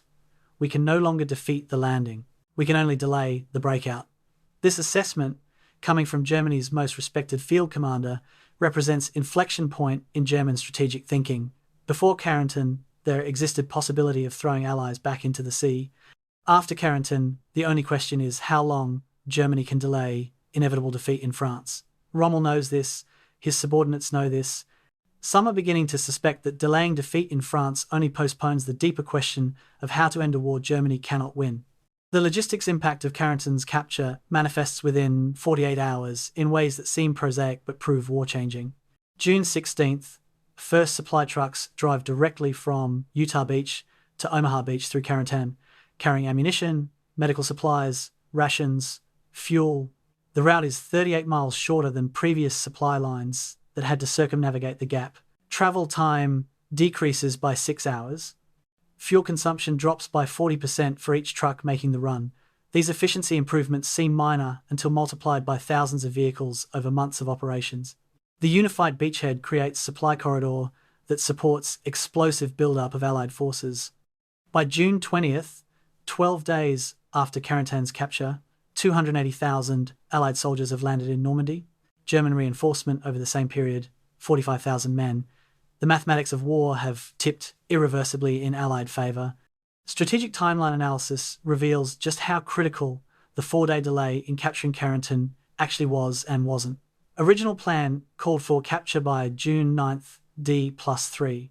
Actual capture occurred June 13th, D+7. 4 days behind schedule seems like failure, but strategic context complicates judgment. Those 4 days saw Germany unable to exploit the beachhead gap because their own forces were in disarray from invasion disruption. Those 4 days saw Allies securing both landing beaches, establishing air superiority, beginning logistics build-up. The delay in taking Carentan cost American casualties but didn't cost strategic advantage because Germany lacked capability to exploit Allied vulnerability. War is full of counterfactuals, but this one seems clear. The 4-day delay mattered less than the fact of eventual capture. Casualty accounting provides brutal mathematics that underpin strategic success. American losses in Carentan operations June 6th through 13th, 826 killed, wounded, or missing. German losses, estimated 2,000 plus killed, wounded, or captured. A 2-to-1 exchange ratio that seems favourable until you remember that Americans were attacking into prepared defences, which doctrine suggests should produce 3-to-1 casualties in favour of defenders. The favourable exchange ratio reflects overwhelming American advantages in artillery, air power, logistics, and replacement capacity. It also reflects German determination to defend despite impossible odds, extracting maximum cost for every yard surrendered. German strategic options foreclosed by Carentan's loss illuminate how single battles shape entire campaigns. With Carentan in German hands, Rommel could have concentrated armour for counterattacks into the inter-beach gap, potentially splitting Allied forces and defeating them separately. Without Carentan, Rommel's only viable strategy becomes gradual withdrawal fighting, trading French territory for time to prepare defences closer to Germany. The shift from offensive to defensive strategy marks psychological as well as military turning point. German soldiers who believed in June 6th that they might defeat the invasion recognized by June 15th that they're fighting not to win but to delay losing. This recognition affects morale, affects desertion rates, affects willingness to sacrifice for objectives that no longer lead to victory. Beachhead mathematics demonstrate why Carentan mattered in ways that transcend tactical considerations. Unified 15-mile front allows concentration of 21 divisions in defensible perimeter with overlapping artillery coverage and mutual support between units. The alternative 225-mile beachheads separated by 8 miles, would require spreading the same 21 divisions across 58 miles with a critical gap in the center. Defense becomes 4 times harder, not because of proportional calculation, but because of geometric vulnerability. The gap represents weakness that enables German operational maneuver, creating opportunity for armor to penetrate and envelop isolated forces. With Carentan captured, this vulnerability ceases to exist. The beachhead becomes a fortress that grows stronger every day as more men and material flow across the beaches. Supply route impact extends beyond mere convenience into enabling entire categories of military operations. Shorter supply lines allow faster ammunition resupply, which enables more aggressive artillery use, which supports more frequent infantry attacks. Shorter supply lines reduce fuel consumption, allowing armor to operate further from beaches. Shorter supply lines decrease vehicle wear, reducing maintenance requirements and keeping more trucks operational. These interconnected effects create a virtuous cycle where logistical improvement enables operational tempo that prevents German forces from establishing stable defensive lines. The Normandy breakout that occurs in late July becomes possible because of logistics groundwork laid when Carentan unified the beachhead in mid-June. The strategic importance of Carentan reveals fundamental truth about warfare. Geography matters, logistics matter, and battles that seem secondary can prove decisive if they enable future operations. Historians will debate for decades whether the price paid for Carentan was acceptable, whether alternative approaches might have succeeded with fewer casualties, whether the 4-day delay mattered strategically. But these debates occur from comfort of retrospection, with knowledge of outcomes unavailable to commanders, making real-time decisions under incomplete information. What's indisputable is this: Carentan needed to be taken, was taken, and its capture transformed the invasion from precarious to probable. The 826 American casualties represent terrible price, but the alternative invasion failure, continued Nazi control of Western Europe, indefinite extension of the war would have cost millions more lives in incalculable suffering. The strategic calculation ultimately rests on this foundation. Some prices must be paid because the alternatives are worse, and soldiers make these payments so that others don't have to. June 6, 1944. Marie-Louise Osmont, 38-year-old schoolteacher, writes in her diary, with hands that shake from more than just the cold of her basement shelter. German soldiers have been pounding on doors since early morning, ordering evacuations. Her neighborhood, on Carentan's outskirts, is being cleared. The Germans are efficient and firm, but not cruel. They give 30 minutes to pack essentials. They help elderly neighbors carry belongings. They explain, in broken French, that the Americans are coming and this area will become battlefield. Marie-Louise and 40 neighbors are herded into Carentan's center. Into Cellars, they're told, will be safer. She doesn't understand why the city center would be safer than the outskirts. Within days, she'll understand perfectly. The Germans are concentrating civilians in the core because they plan to defend the outskirts, and civilians in combat zones become casualties. The cellar of the Lemarrier family becomes home to 17 people during the battle, 11 family members and 6 neighbors who had nowhere else to go. Paul Lemarrier, the father, keeps journal on scraps of paper that will later be donated to the Carentan Municipal Archives. His entry for June 11th begins simply: "The ceiling is raining dust." The artillery bombardment that starts this day transforms their shelter from refuge into trap. Every explosion makes the building above them shudder. Dust sifts down constantly from ceiling beams that crack audibly under stress. They don't know if the next shell will collapse everything and bury them alive. They huddle in darkness. Electricity failed on day 2 and listen to the world ending above them. 36 hours of bombardment. 36 hours of wondering if each explosion is the last thing they'll hear. When silence finally comes, it's somehow worse than noise, because silence means wondering what comes next. Morning of June 13th. 9-year-old Jean Quetier and his mother emerge from their basement after American soldiers clear their street. Jean has spent 7 days underground, 7 days of terror and hunger, and his mother's whispered reassurances that everything will be fine, even though her eyes say she doesn't believe it. They climb stairs into daylight and discover their home has no roof. Walls stand, mostly, but the upper floor is gone, destroyed by a shell that hit directly. Jean's father's carpentry workshop, the building next door where Papa spent every day crafting furniture, is completely destroyed. Nothing remains but rubble and splintered wood and the smell of explosives. Jean starts crying, not from fear anymore but from loss, from understanding that The life they had before is gone as completely as that workshop. His mother holds him and says nothing because there's nothing to say that makes this better. June 14th. American civil affairs teams conduct first civilian census in liberated Carentan, moving street by street with translators and medical personnel. They find 380 civilians in the town, down from pre-war population of 4,120. Some fled before the battle, some died during it, some are missing, buried in collapsed buildings or fled into countryside, or simply unaccounted for in the chaos. The civil affairs officers document 143 confirmed civilian dead, 68 wounded, requiring immediate medical attention. These numbers are provisional, will increase as bodies are recovered from rubble over subsequent weeks. The statistics are recorded in neat handwriting in official reports, but the statisticians recording them have to stop periodically to compose themselves after interviewing families describing losses that resist bureaucratic documentation. Destruction statistics tell part of the story but can't convey the totality of loss. 72% of Carentan's buildings damaged or destroyed. 89% uninhabitable, lacking roofs or walls or structural integrity. Complete infrastructure failure. No electricity, no running water, no sewage system. The market square, where farmers sold produce for 8 centuries, is a crater. The church is damaged but standing, held together by architecture and faith. The schools are rubble. The hospital is rubble. The train station is rubble. Everything that made Carentan a functioning community has been systematically destroyed by military necessity that couldn't account for civilian needs, because military necessity never does. Father Louis Lebray, the parish priest who remained throughout the battle, conducts Mass on June 20th in the damaged church. Attendance is 12 people, 12 from a pre-war congregation of hundreds. They sit in pews salvaged from wreckage, under a roof that lets in rain, before an altar that survived somehow when everything else was destroyed. Father Lebray's sermon, preserved in diocesan archives, addresses the question everyone is asking: why did God allow this?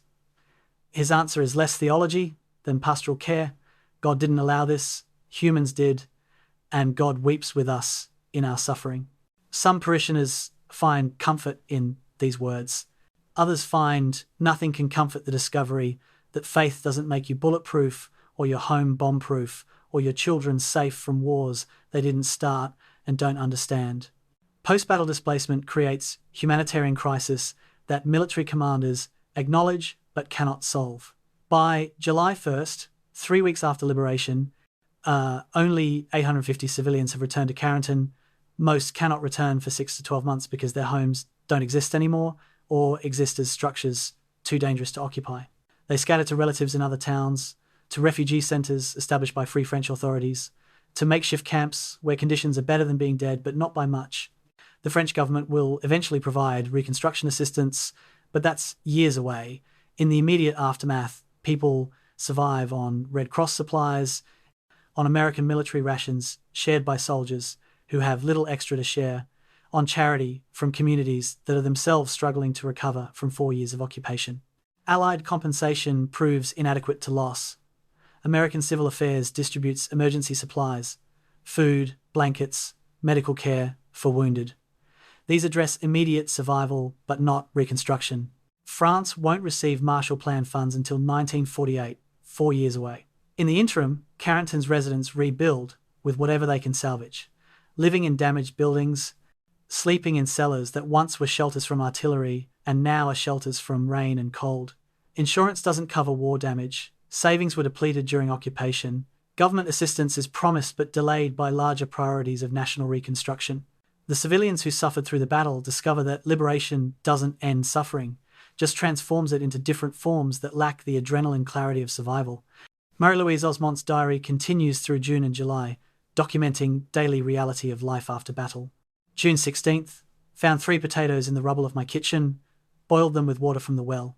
It was the best meal I've had in 2 weeks. June 23rd, American soldier gave me chocolate. I haven't tasted chocolate since 1940. I cried and he looked embarrassed. July 5th, counted 43 shell craters visible from my front door. This was my neighbourhood. I don't recognise it anymore. The entry is a matter of fact, describing extraordinary circumstances with ordinary language, because that's how humans process trauma, by making it mundane enough to endure. The civilian experience of Carentan reveals uncomfortable truth about liberation warfare. The liberated often pay prices as high as the liberators. Americans lost 826 soldiers taking the town. French civilians lost 143 dead, hundreds wounded, thousands displaced, a community destroyed. The strategic necessity that demanded Carentan's capture didn't account for this cost because strategic necessity never does. The civilians trapped between armies weren't given choice about whether this battle was worth fighting in their homes. They endured it because geography made their town militarily significant, and in total war, military significance outweighs civilian suffering. These truths are uncomfortable but inescapable. Freedom has costs that are often paid by those who didn't choose the fight, and liberation can feel like destruction when it's your home being liberated into rubble. The Americans who fought for Carentan knew they were fighting for something important. The French who lived through it learned that importance and suffering are not mutually exclusive but coexist in ways that resist simple narratives of heroism and sacrifice.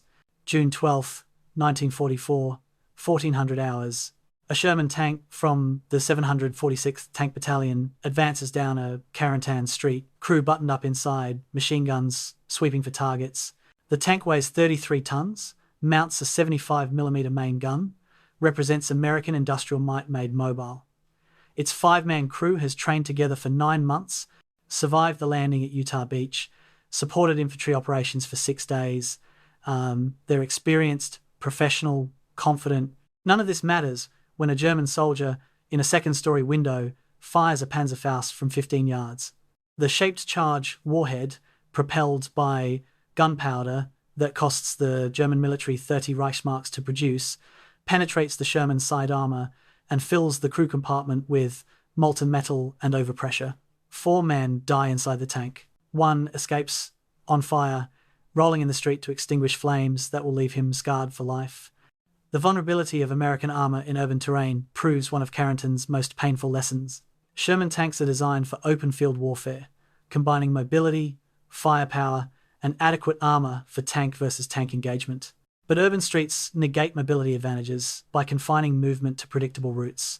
Buildings provide countless concealment positions for infantry, anti-tank weapons. The Panzerfaust, in particular, proves devastating. It can be fired from buildings, around corners, from basements, at ranges where the tank crew has no time to react. Frontal armor, 51mm thick, can defeat most German anti-tank guns. Side armor, 38mm, cannot stop shape charge weapons. Urban terrain forces tanks to expose their sides constantly while turning corners, passing through intersections, navigating streets designed for horses and carts, not 33-ton fighting vehicles. June 13th, afternoon. Captain James Burt watches another Sherman burn and realizes something must change immediately. He's a tanker, not an engineer, but desperation breeds innovation. He has a telephone, a field telephone from a damaged communication post. He has a crew that's willing to try anything. They mount the telephone to the rear exterior of a Sherman tank, running wires to the intercom system inside. Now, infantry can pick up the phone and talk directly to the tank commander without exposing themselves to enemy fire or trying to shout over engine noise and gunfire. The innovation is crude, inelegant, exactly the kind of field modification that military bureaucracy would reject in peacetime. But this isn't peacetime. By evening, 3 more tanks in the battalion have telephones mounted on their rear hulls. By June 20th, the modification is being copied throughout Normandy. June 14th brings systematic after-action analysis at 2nd Armoured Division headquarters. Officers reconstructing tank losses to understand patterns and develop countermeasures. The data are grim. 11 Sherman tanks destroyed or disabled during Carentan operations. 7 lost to Panzerfausts and mines. 2 lost to assault guns. 2 lost to mechanical failure. 0 lost to German tank fire because German tanks were never present in numbers. The ratio tells the story. American armor is being defeated not by enemy armor, but by infantry, anti-tank weapons and terrain that negates advantages of mobility and range. The officers generating these statistics don't use emotional language in their reports, but the subtext is clear. American tank crews are dying unnecessarily because doctrine hasn't adapted to reality of urban warfare. Panzerfaust effectiveness reveals asymmetric warfare equation that troubles American planners. Each Panzerfaust costs approximately 30 Reichsmarks, roughly $15 in equivalent purchasing power. Each Sherman tank costs $57,000. A weapon that costs $15 can destroy a weapon that costs $57,000 if employed by a soldier with courage to close within 60 meters. The exchange ratio is almost 4,000 to 1 in favor of the Germans. This equation explains why German forces continued defending Carentan despite overwhelming American material superiority. They could afford to trade soldiers with cheap weapons for expensive American tanks, even if the ultimate outcome remained inevitable. The mathematics of industrial war suddenly included variables that production statistics couldn't account for. Field modifications begin appearing with remarkable speed once crews understand official doctrine won't keep them alive. Sandbags mounted on frontal armor add protection against shaped charges, though at cost of additional weight that strains transmissions and reduces mobility. Spare tank track sections welded to hull sides provide minimal additional armor but significant psychological reassurance. Some crews begin carrying infantry with them, soldiers riding on rear decks who dismount before combat to provide close protection against anti-tank teams. These modifications are improvised, inconsistent, sometimes counterproductive, but they represent institutional learning happening in real time, driven by survival necessity rather than doctrinal development. July 1st brings revised tank doctrine memo circulated throughout First Army in Normandy. The document codifies lessons from Carentan and other urban battles, establishing new protocols. Tanks will not operate in urban terrain without infantry. Minimum combat element is tank infantry team. Infantry responsible for close protection while tanks provide fire support. Coordination is survival. The doctrine update seems obvious in retrospect, but obvious is only visible after experience teaches it. The soldiers who died in burning Shermans during Carentan paid tuition for lessons that will save lives in subsequent battles at Saint-Lô, Aachen, Cologne. Their deaths were not meaningless, but this fact provides cold comfort to the families receiving telegrams that begin, "We regret to inform you." Comparative analysis of tank losses before and after doctrine changes demonstrates measurable improvement. In hedgerow fighting following Carentan, tank losses decreased by approximately 40% once new tactics are implemented. The improvement comes not from better tanks, Shermans remain vulnerable, but from better employment. Tanks with infantry support survive, tanks isolated from infantry burn. The equation is simple enough that even institutional military bureaucracy can recognize and codify it. But the 40% reduction means hundreds of tank crews survive battles they might have lost under previous doctrine, lives saved by lessons written in blood of Carentan's streets. The armor revolution triggered by Carentan extends beyond tactics to technology development. Reports from the battlefield reach Aberdeen Proving Ground, where engineers begin work on tank infantry communication systems more sophisticated than telephone on the hull. They begin designing tank modifications specifically for urban warfare, better side armor, improved observation for close quarters combat, weapons configurations optimized for building targets rather than open field engagements. Most of these improvements won't reach combat units until 1945, too late for Normandy but in time for the final drives into Germany. The soldiers who fought at Carentan won't benefit from these improvements, but their experience shapes development that benefits soldiers who follow them. The human cost of institutional learning remains the uncomfortable reality of military innovation. 11 tank crews died or were wounded during Carentan operations before commanders understood that existing doctrine was inadequate for urban warfare. How many crews died in earlier battles before Carentan? How many will die in subsequent battles before improvements reach frontline units? The numbers resist calculation because some lessons need relearning by each new unit in each new terrain against each new enemy. War is supposed to be organized violence, but learning processes remain chaotic, driven by failure and death, rather than theory and planning. The tanks that burn in Carentan streets are teaching machines, and the curriculum is written in fire. The students who survive take these lessons to future battles, and the cycle continues. Each generation of soldiers teaching the next, through experience that no training exercise can replicate. The revolution in armor warfare begins not in laboratories or at conferences, but in moments, like Captain Burt mounting a telephone to his tank's hull because he's tired of watching his men die, and sometimes that's how progress happens, one improvisation at a time, driven by desperation and witnessed by survivors who remember and transmit what was learned at such terrible cost. June 10th, 1944, 3 locations, 3 commanders facing the same problem with radically different perspectives. Colonel Robert Sink studies maps in his forward command post, 800 yards from Carentan, chain-smoking cigarettes. calculating how to take a defended town with insufficient forces before German reinforcements arrive. 30 miles northeast, General Maxwell Taylor, commanding 101st Airborne Division from relative safety, reviews casualty reports and wonders if his commanders are pushing too hard, too fast, if prudence might save lives that aggression is spending. In Carentan itself, Colonel Friedrich von der Heydte positions his dwindling forces, requests reinforcements that won't arrive in time, and contemplates the mathematics of defensive warfare, where every equation leads to the same answer. Defeat is inevitable, only timing remains variable. 3 professional soldiers, 3 competent commanders, 3 approaches that will define how history judges the Battle of Carentan. Robert Sink is 37 years old, West Point class of 1927, pre-war infantry officer who has spent 17 years preparing for exactly this kind of command challenge.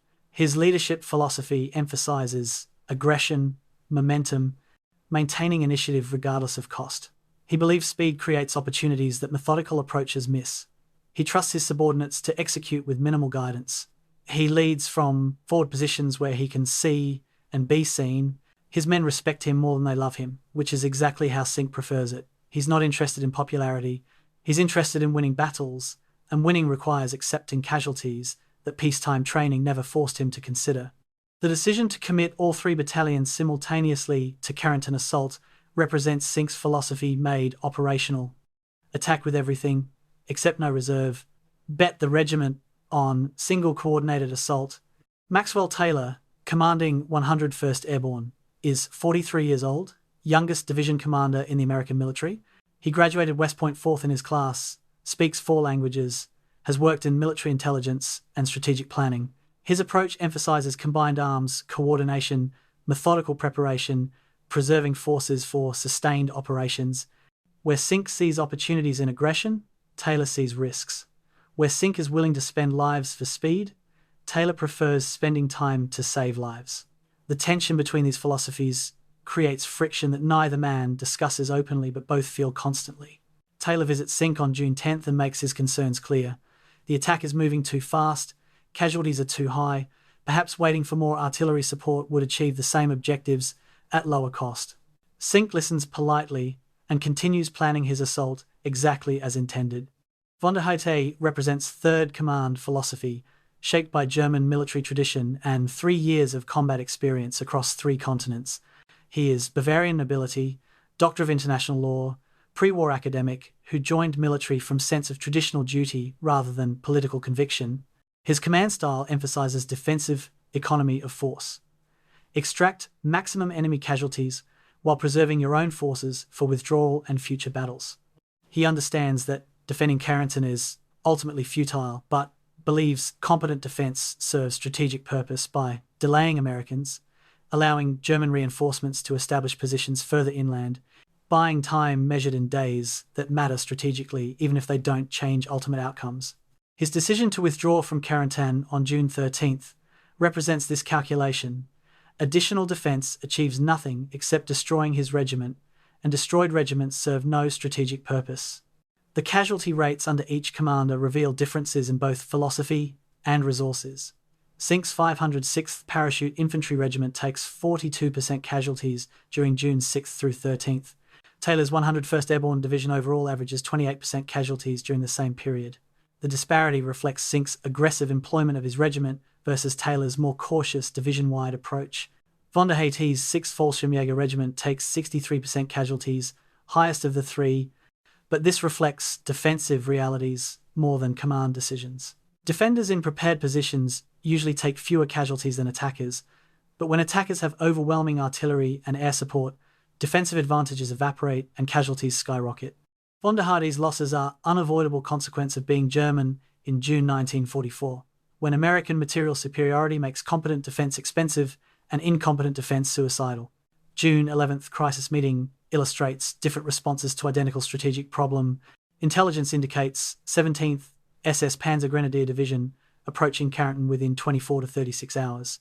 Taylor's response: wait for the SS Division to arrive, attack the combined German forces with full American strength, accept delay in exchange for higher confidence of success. Sink's response: attack immediately before SS arrives, accept risk of insufficient force in exchange for fighting only one enemy at a time. Von der Heydte's response: hold Carentan until SS arrives, coordinate defense with SS attack on American flank, defeat invasion by exploiting temporarily divided forces. All three responses are tactically sound. All three reflect commanders' personality and priorities. Only one gets implemented because Cinque has operational command, and Taylor doesn't overrule him, and von der Heydte doesn't receive the reinforcements his plan requires. Post-war careers reflect how military institutions evaluate command performance. Cinque receives promotion, continues combat command through remainder of European war, retires as Major General. Taylor becomes Army Chief of Staff, serves as ambassador to Vietnam, becomes national security figure whose influence extends far beyond battlefield command. Von der Heydte survives the war, returns to academic career, writes influential books on airborne operations that are studied by military professionals worldwide, including Americans who fought against him. The institution rewards all three, suggesting that different command styles can achieve success given appropriate circumstances. Or perhaps it suggests that institutions evaluate commanders more on outcomes than methods, and all three achieve what was possible given their resources and situations. The debate about Cinque's aggression versus Taylor's caution continues decades later in military history, journals, and staff college seminars. Was Cinque's immediate attack on Carentan brilliant or reckless? Would waiting 3 additional days for full artillery support have reduced casualties enough to justify strategic delay? The questions resist definitive answers because they require counterfactual analysis of battles never fought. What's demonstrable is this: Cinque took Carentan in 7 days at cost of 826 casualties. Alternative approaches might have taken longer with more or fewer casualties, might have arrived too late to prevent German reinforcement, might have succeeded with different casualties distributed differently among units. Hindsight provides clarity about what happened, but limited insight into what might have happened under different command decisions. Von der Heydte's 1954 memoir provides perspective from the other side, describing American commanders with professional respect mixed with tactical criticism. He praises Cinque's aggressive tempo, noting it prevented German forces from establishing stable defensive positions. He criticizes American artillery employment as excessive, destroying town unnecessarily, when more precise fire might have achieved same military effect with less civilian cost. He acknowledges American material superiority made German victory impossible, but argues competent German defense extracted higher cost than Americans expected. His assessment carries weight because he's not making excuses. Germany lost, he acknowledges this, but analyzing professional performance divorced from political outcome. The commanders of Carentan represent 3 competent professionals responding to similar challenges with different philosophies shaped by training, personality, and national military culture. Cinque's aggression reflects American confidence in material superiority and willingness to accept casualties in exchange for speed. Taylor's caution reflects staff officers' tendency towards systematic planning and risk mitigation. Von der Heydte's economy of force reflects German necessity of fighting outnumbered against enemies with unlimited resources. None of the 3 is incompetent. None makes decision that seems obviously wrong given information available at the time, yet their decisions produce dramatically different outcomes for soldiers under their command. Because command is ultimately about choosing between imperfect alternatives where every choice costs lives and only results determine whether those costs were justified. The Battle of Carentan is fought by soldiers, but it's shaped by commanders whose decisions ripple through ranks in ways that create victory or defeat, survival or death, outcomes that are simultaneously products of human choice and forces beyond any individual's control. 1930 hours, June 13th, 1944. Colonel Friedrich von der Heydte issues the order he has dreaded since the battle began: withdraw from Carentan. His instructions, transmitted through runners because most radio equipment has been destroyed, are precise and professional: fighting withdrawal by squads, maintain unit cohesion, rally point 5 kilometers northeast at Saint-Côme, leave wounded who cannot walk with medical personnel and white flags, destroy equipment that cannot be carried, move in darkness, use terrain knowledge to avoid American positions. These are textbook withdrawal procedures, doctrine learned at German military academies and practiced in 3 years of war.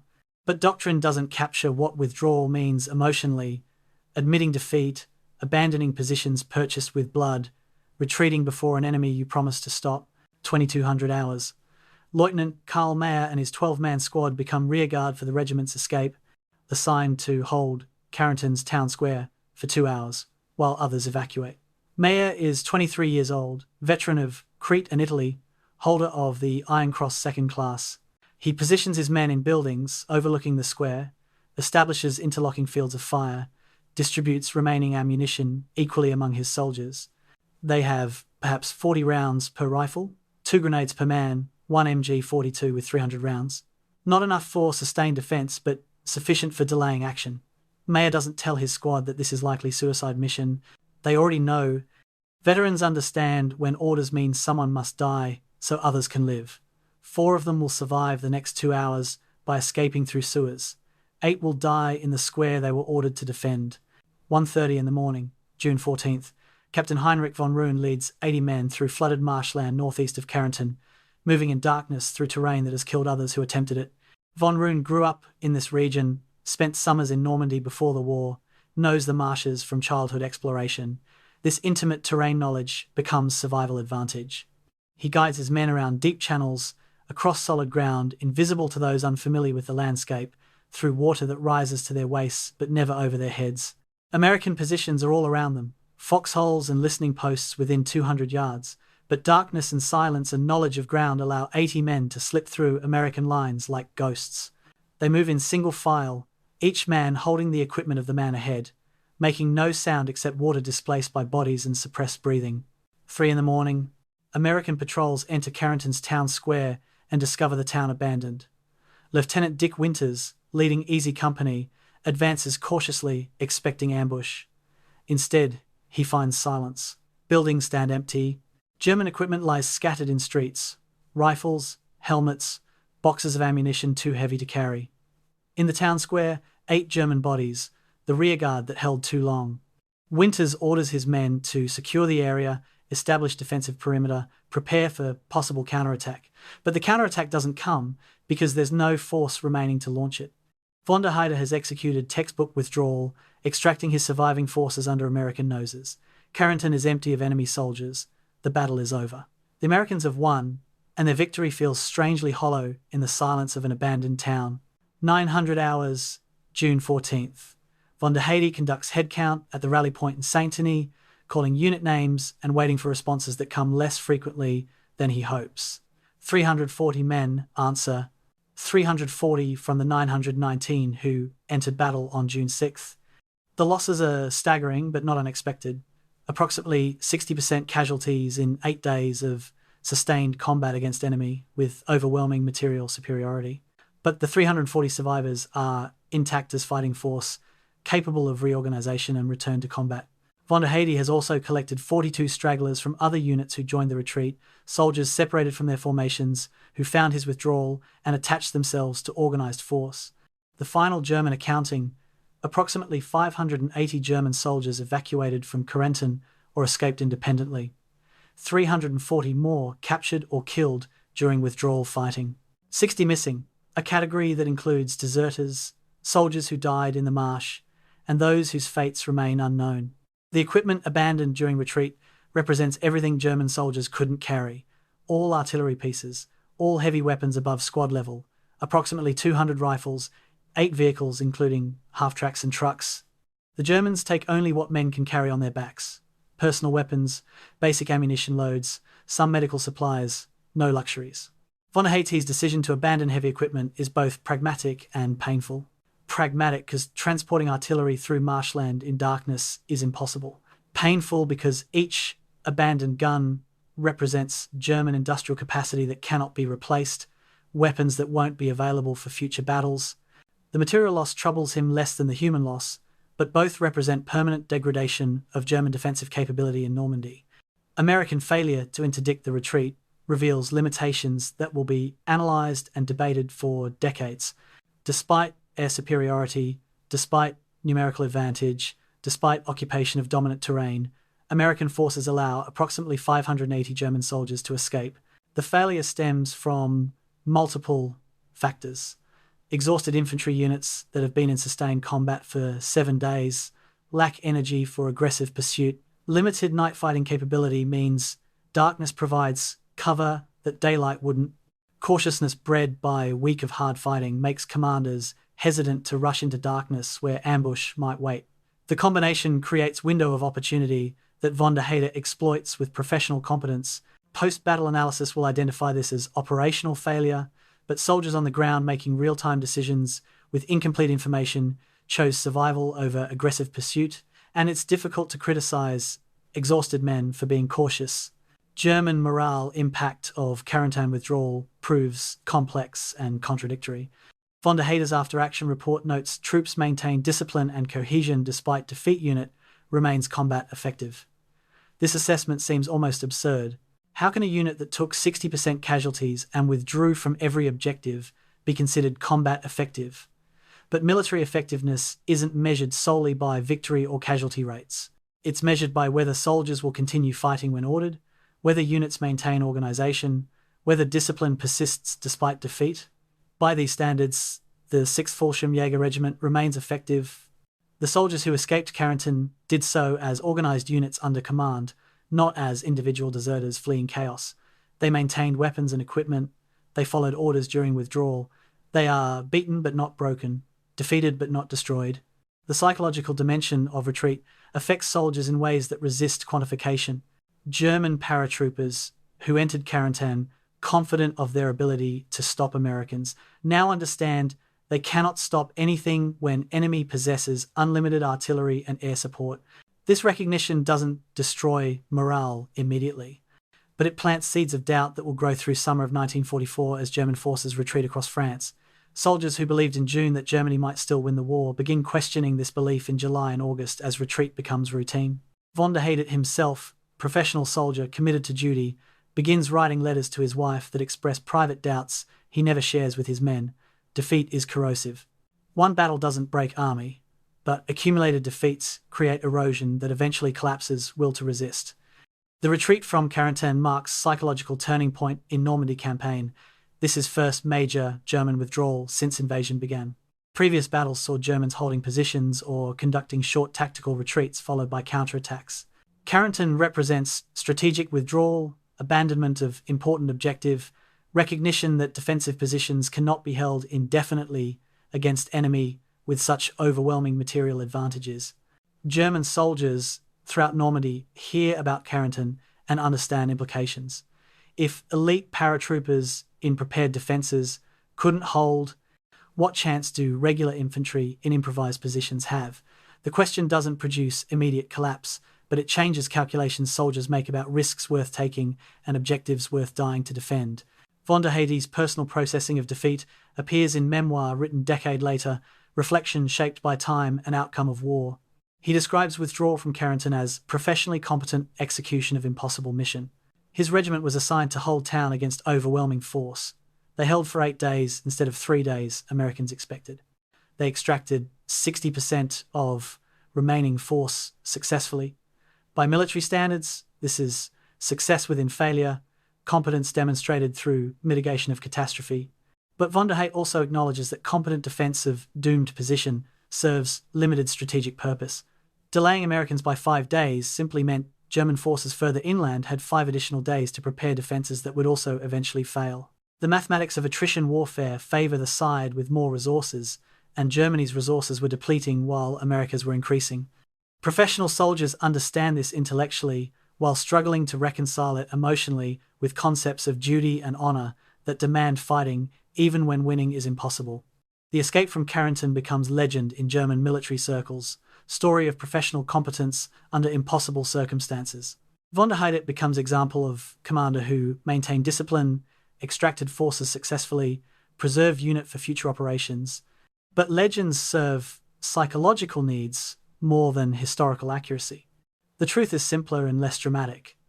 German soldiers retreated because staying meant dying for no strategic gain, and even the most dedicated soldiers eventually recognized futility.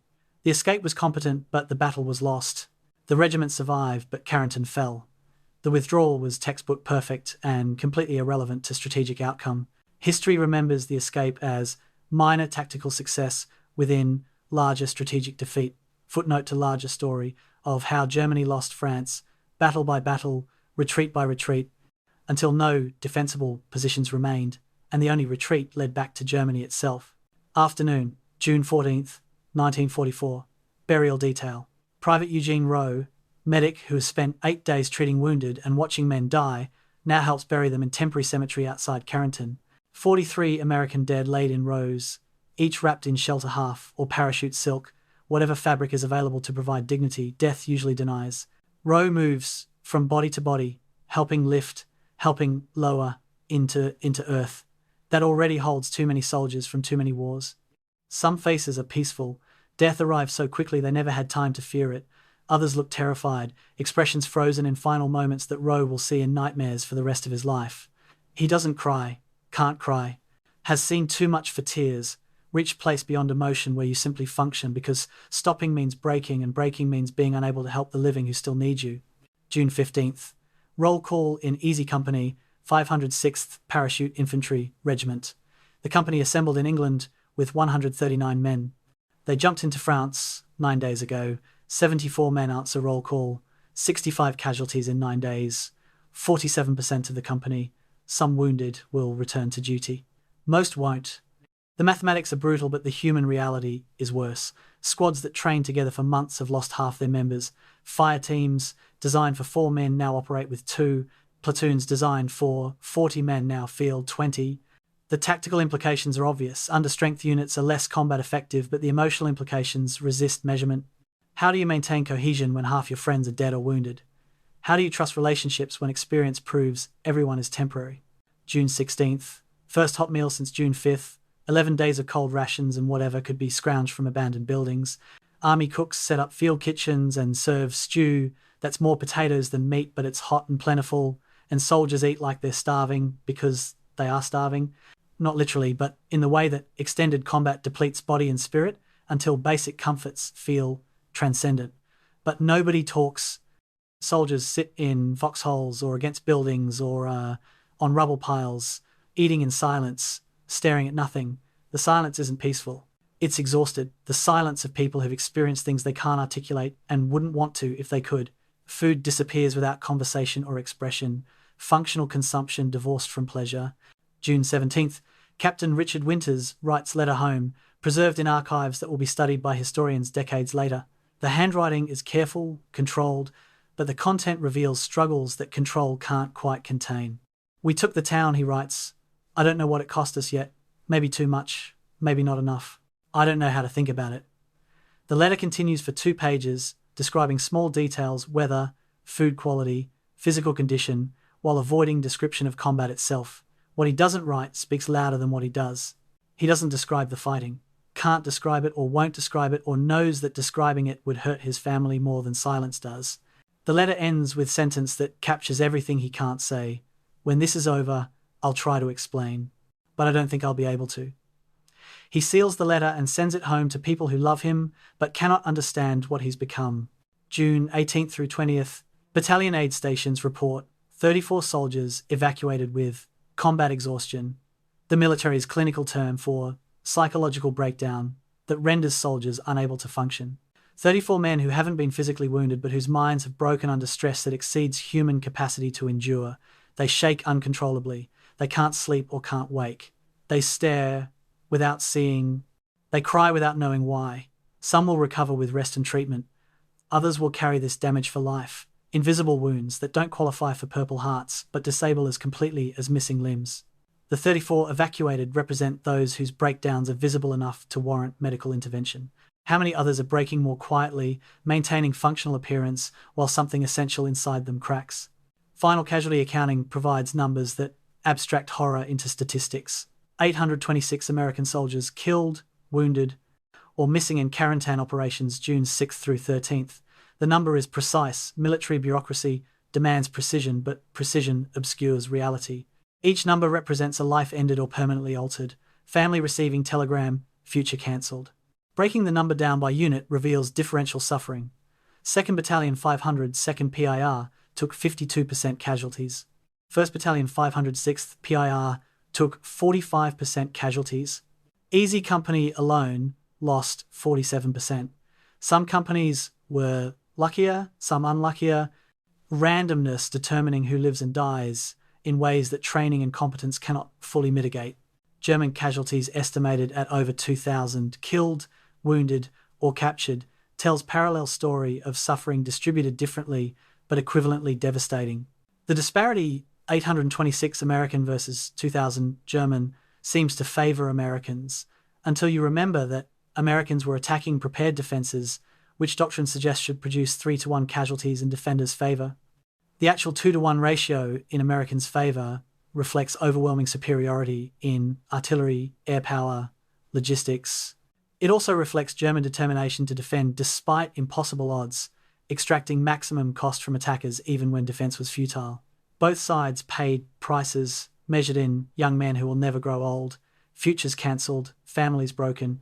Replacement soldiers begin arriving June 18th, 600 new paratroopers distributed among units of 101st Airborne Division. They're fresh from training, physically fit, eager to prove themselves. Veterans regard them with complex emotions: relief that manpower is being restored, contempt for inexperience, protectiveness toward innocence about to be lost, resentment toward those who haven't yet suffered. The replacements don't understand why veterans are cold toward them, why integration into units is awkward and painful. They'll understand within days when they experience their first combat and realize the distance between training and reality cannot be measured in miles or hours, but only in experiences that transform humans in ways training never does. Combat effectiveness assessments conducted by battalion commanders conclude that affected units are operating at 60 to 70% of doctrinal effectiveness due to casualties, fatigue, and psychological strain. These percentages attempt to quantify readiness, but they're rough estimates of something that resists quantification. How do you measure whether soldiers will follow orders under fire? Whether units will maintain cohesion when attacked? Whether individuals will continue functioning despite terror and exhaustion? The assessments are necessary for operational planning. Commanders need to know what their units can do, but the precision of percentages implies measurement accuracy that doesn't exist when measuring human will to continue. Fighting. July 1st, 17 days after Carentan's capture, marks point when units involved in battle have cycled through enough rest, replacement, and reorganization to be considered reconstituted. But reconstitution is administrative concept, not emotional reality. The soldiers who fought at Carentan carry experiences that won't fade through rest or dilute with replacement soldiers. They've learned things about themselves, about warfare, about randomness of survival that cannot be unlearned. Some have discovered reserves of courage they didn't know they possessed. Others have discovered limits they wish they hadn't found. Most have learned that valor and victory don't prevent nightmares, that winning battles doesn't feel triumphant when you're standing in cemetery burying friends, that the price of strategic success is paid by individuals who receive no strategic benefits from their sacrifice. The aftermath of Carentan reveals truth about combat that civilian society rarely acknowledges. Victory and trauma are not opposites, but often coexist. American soldiers won the battle, achieved strategic objective, performed with competence and courage. They also experienced horrors that will haunt them for decades, watched friends die in ways they cannot forget, discovered that winning feels empty when the cost is measured in the specific faces you remember from training camps and transport ships and moments before they died. The parades and medals and official histories will celebrate Carentan as victory. The soldiers who fought there will remember it as weak when they learned that victory tastes like ash and feels like exhaustion and sounds like silence of too many empty bunks where friends once slept. Both realities are true simultaneously, and reconciling them requires psychological sophistication that 19 and 20-year-old soldiers rarely possess. So they carry both realities, the official story and the personal truth, and try to build lives on foundations cracked by experiences civilian world cannot understand and military culture cannot fully acknowledge. This is victory's price. Not just casualties counted in official reports, but wounds that resist documentation and healing that never fully completes. 1946, Fort Leavenworth, Kansas, U.S.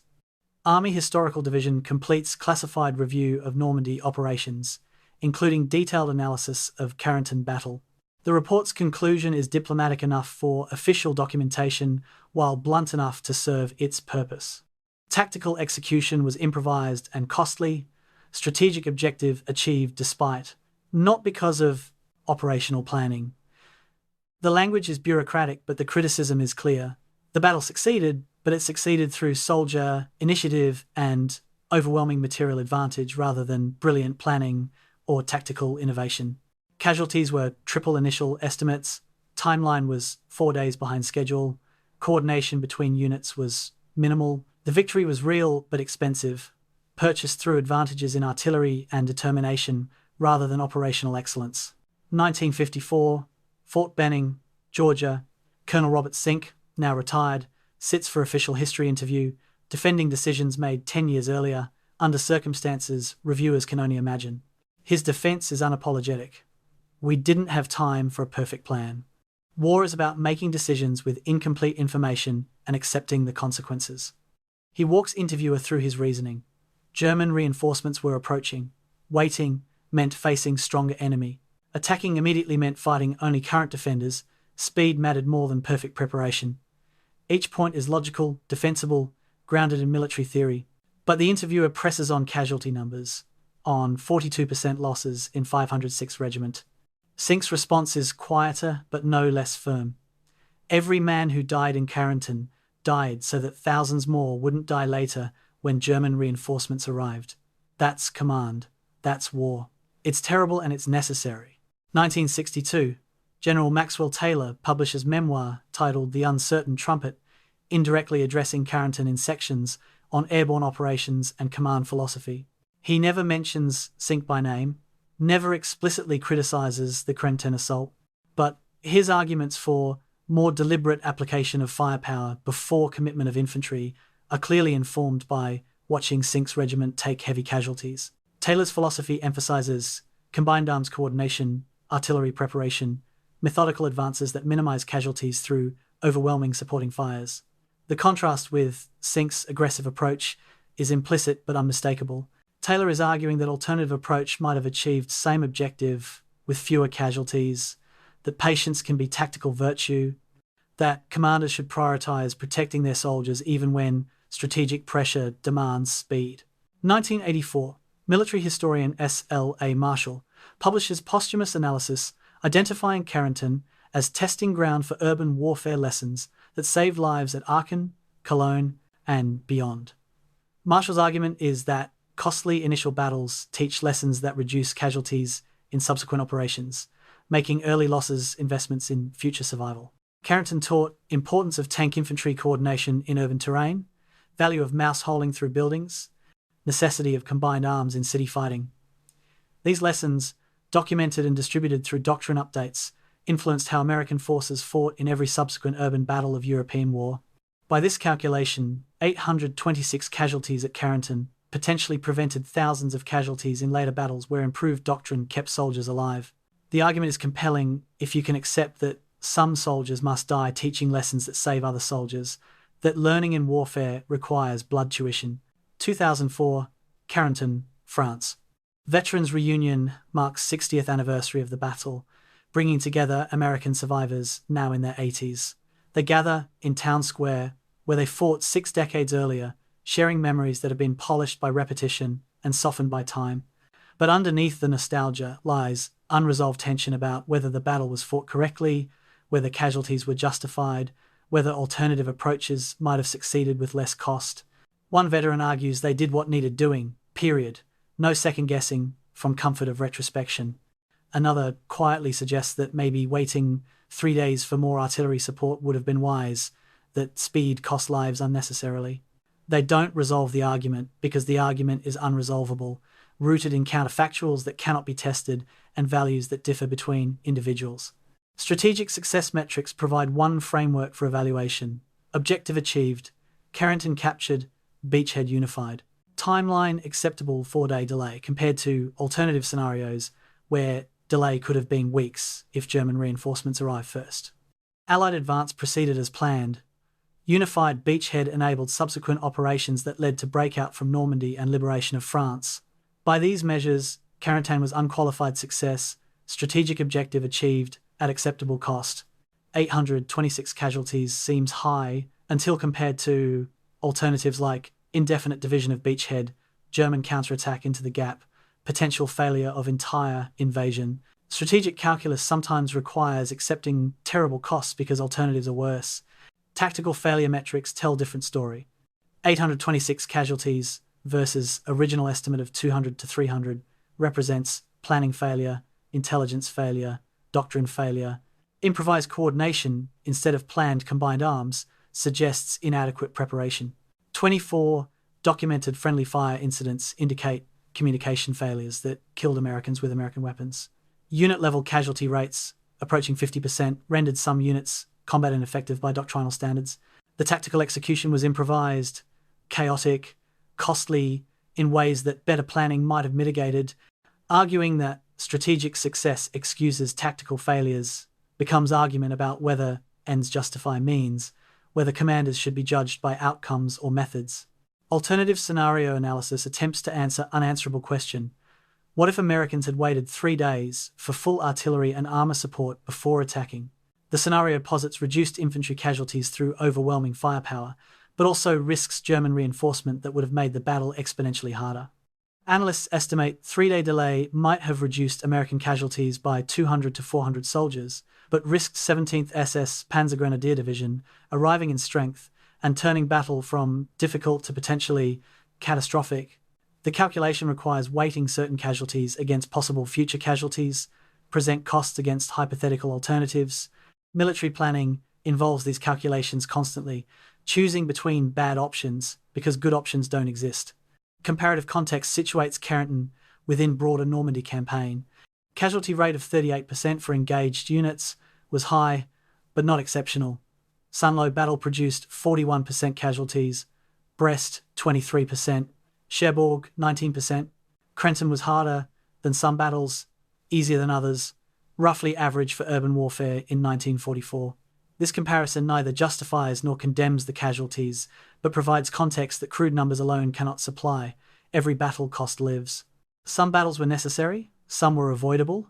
Carentan was strategically necessary, tactically improvised, costly in ways that planning might have reduced but couldn't have eliminated entirely.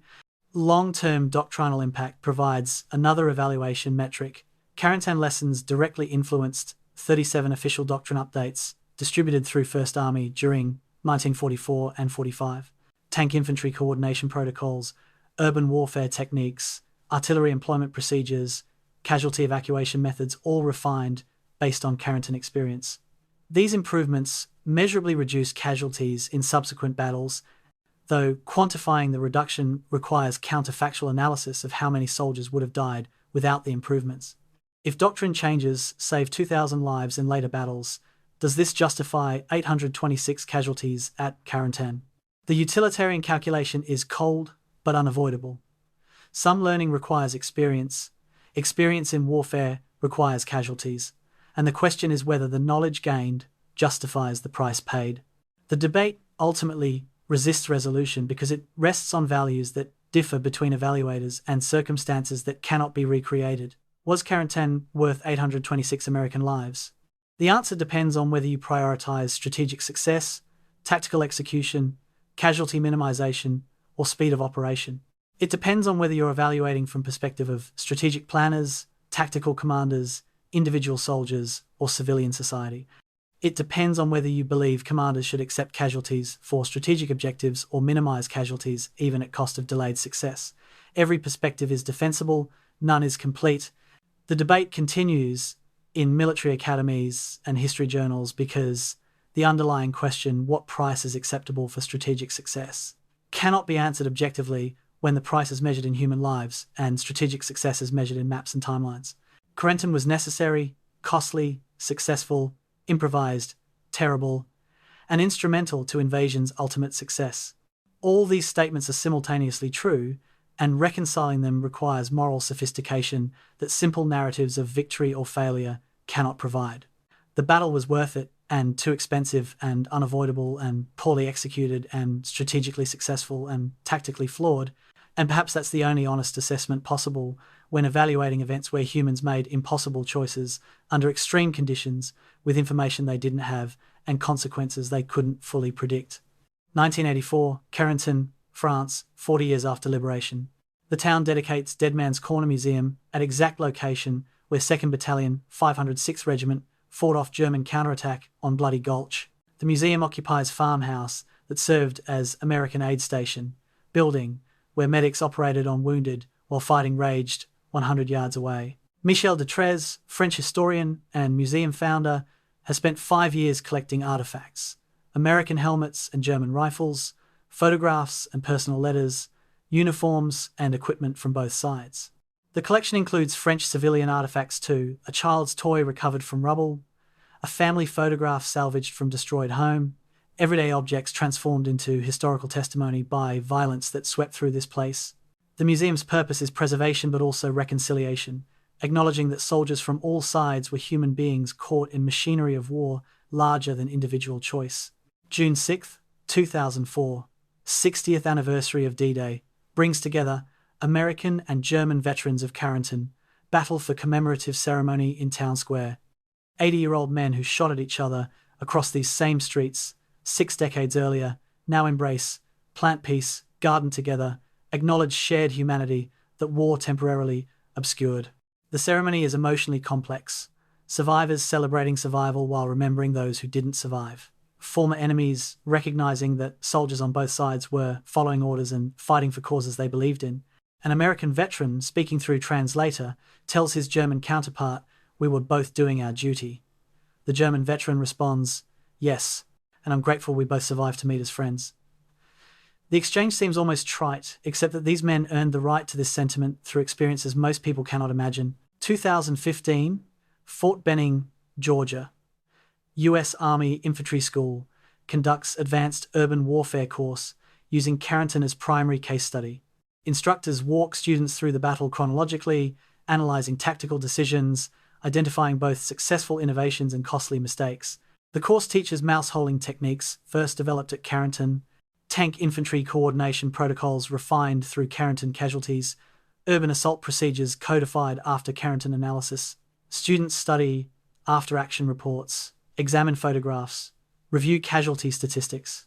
The battle fought in 1944 continues teaching in 2015, lessons transmitted across generations through institutional memory that transforms blood and sacrifice into knowledge and doctrine.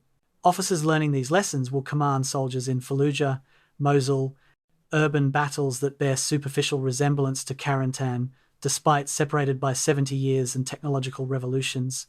2019, Carentan. Annual D-Day Festival draws 10,000 attendees to town, with population of 6,000. Reenactors dressed in period uniforms recreate battles in fields outside town, while authentic buildings still bear shrapnel scars preserved as historical markers. The festival is simultaneously commemoration and commercialization, respectful remembrance mixed with tourist attraction. French children sell American flags and German helmets to visitors who photograph everything. Veterans who can still travel, sit in honoured positions, aging survivors become living links to history that grows more distant annually. The last American veteran of Carentan battle will die later this year, aged 95, ending direct human connection to events that will survive only in recorded testimony and institutional memory. Physical legacy remains visible throughout Carentan for those who know where to look. 23 buildings still have visible battle damage, bullet scars in stone walls, missing chunks of masonry from artillery hits, repaired sections where walls were breached. Town Square features memorials to American soldiers, German soldiers, and French civilians who died here, each memorial acknowledging different perspectives on the same violence. The Church of Notre Dame, damaged during battle, has been restored but preserves one shell hole in exterior wall as reminder. Liberation Route walking tour marks 63 strategic points with bilingual plaques describing what happened at each location.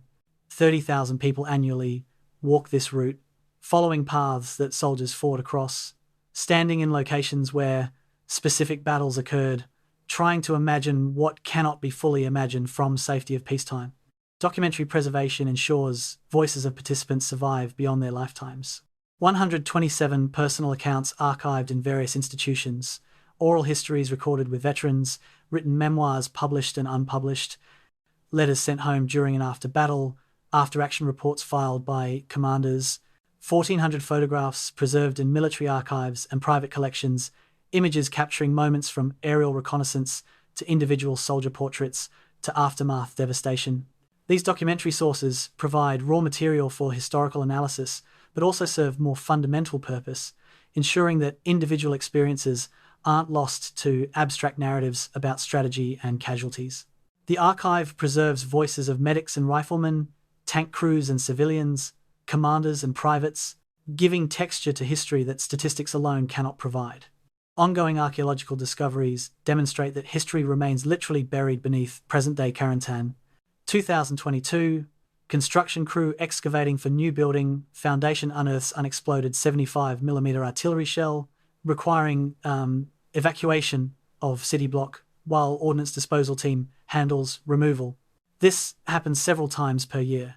Construction projects revealing ammunition, personal effects, human remains that were missed during immediate post-battle recovery.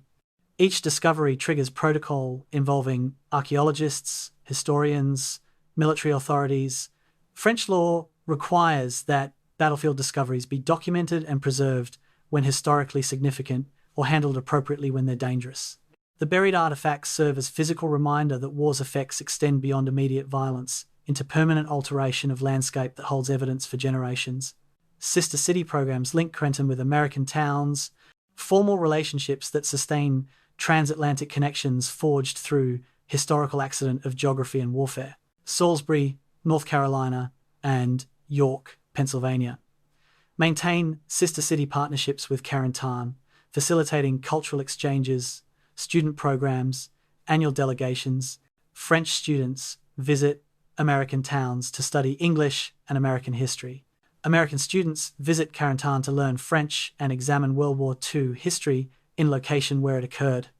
These programs serve educational purposes, but also deeper function of sustaining memory and relationship across generations, separated from original events by decades. The teenagers participating in exchange programs weren't born until 65 years after the battle, but they inherit responsibility for maintaining connections their grandparents' generation established.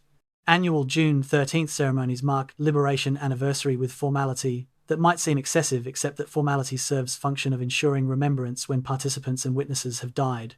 French officials, American diplomats, military representatives gather in town square each year. Wreaths are laid at memorials, names of dead are read aloud, national anthems play. The ceremony follows script established decades ago, ritual that persists, because ritual provides framework for emotions that resist articulation. Those attending are mostly people with no direct connection to battle, descendants of participants, history enthusiasts, tourists who happen to be present. But their attendance matters, because memory requires witnesses, and when original witnesses die, subsequent generations must become witnesses to the witnessing, maintaining chains of remembrance that stretch backward to events none of them experienced firsthand. What does honouring battle mean when those who fought it have died? The question troubles historians and community leaders as last veterans pass away. Is celebration appropriate? Should emphasis shift from honouring combatants to mourning victims? How to maintain authentic memory without mythologizing violence? Carentan has navigated these questions through emphasis on multiple perspectives. American, German, French civilian, each acknowledged in permanent memorials and annual ceremonies. The town's approach suggests that honouring battle means acknowledging complexity, recognizing multiple truths that coexist uncomfortably, refusing to reduce historical events to simplistic narratives of heroism or tragedy. It means preserving evidence, maintaining testimony, creating space for continued examination and reinterpretation as each generation brings new questions to old events. The legacy of Carentan exists in physical structures and archived documents, in doctrine taught at military schools and ceremonies conducted annually, in personal memories fading as veterans age, and institutional memories maintained through deliberate effort. But the deepest legacy may be the question the battle poses about the price of necessary wars, and whether that price can ever be fully calculated. 826 Americans died or were wounded taking this town. 2,000 Germans died or were wounded defending it. 143 French civilians died caught between them. These numbers are precise, documented, indisputable. What they mean, whether they represent acceptable costs for strategic necessity or tragic waste or unavoidable consequence of total war, remains unresolved because the question admits no objective answer. The Battle of Carentan ended in June 1944, but its questions persist into present and future, each generation required to evaluate anew what price is acceptable when freedom requires fighting and fighting requires dying. The town that nobody wanted has become the town that remembers, and in remembering preserves not just facts about what happened, but ongoing inquiry into what it meant and continues to mean. That inquiry is itself the legacy, the recognition that some historical events remain forever contemporary because they pose questions that every generation must answer for themselves about war and peace, necessity and cost, the burden of victory, and the price of freedom.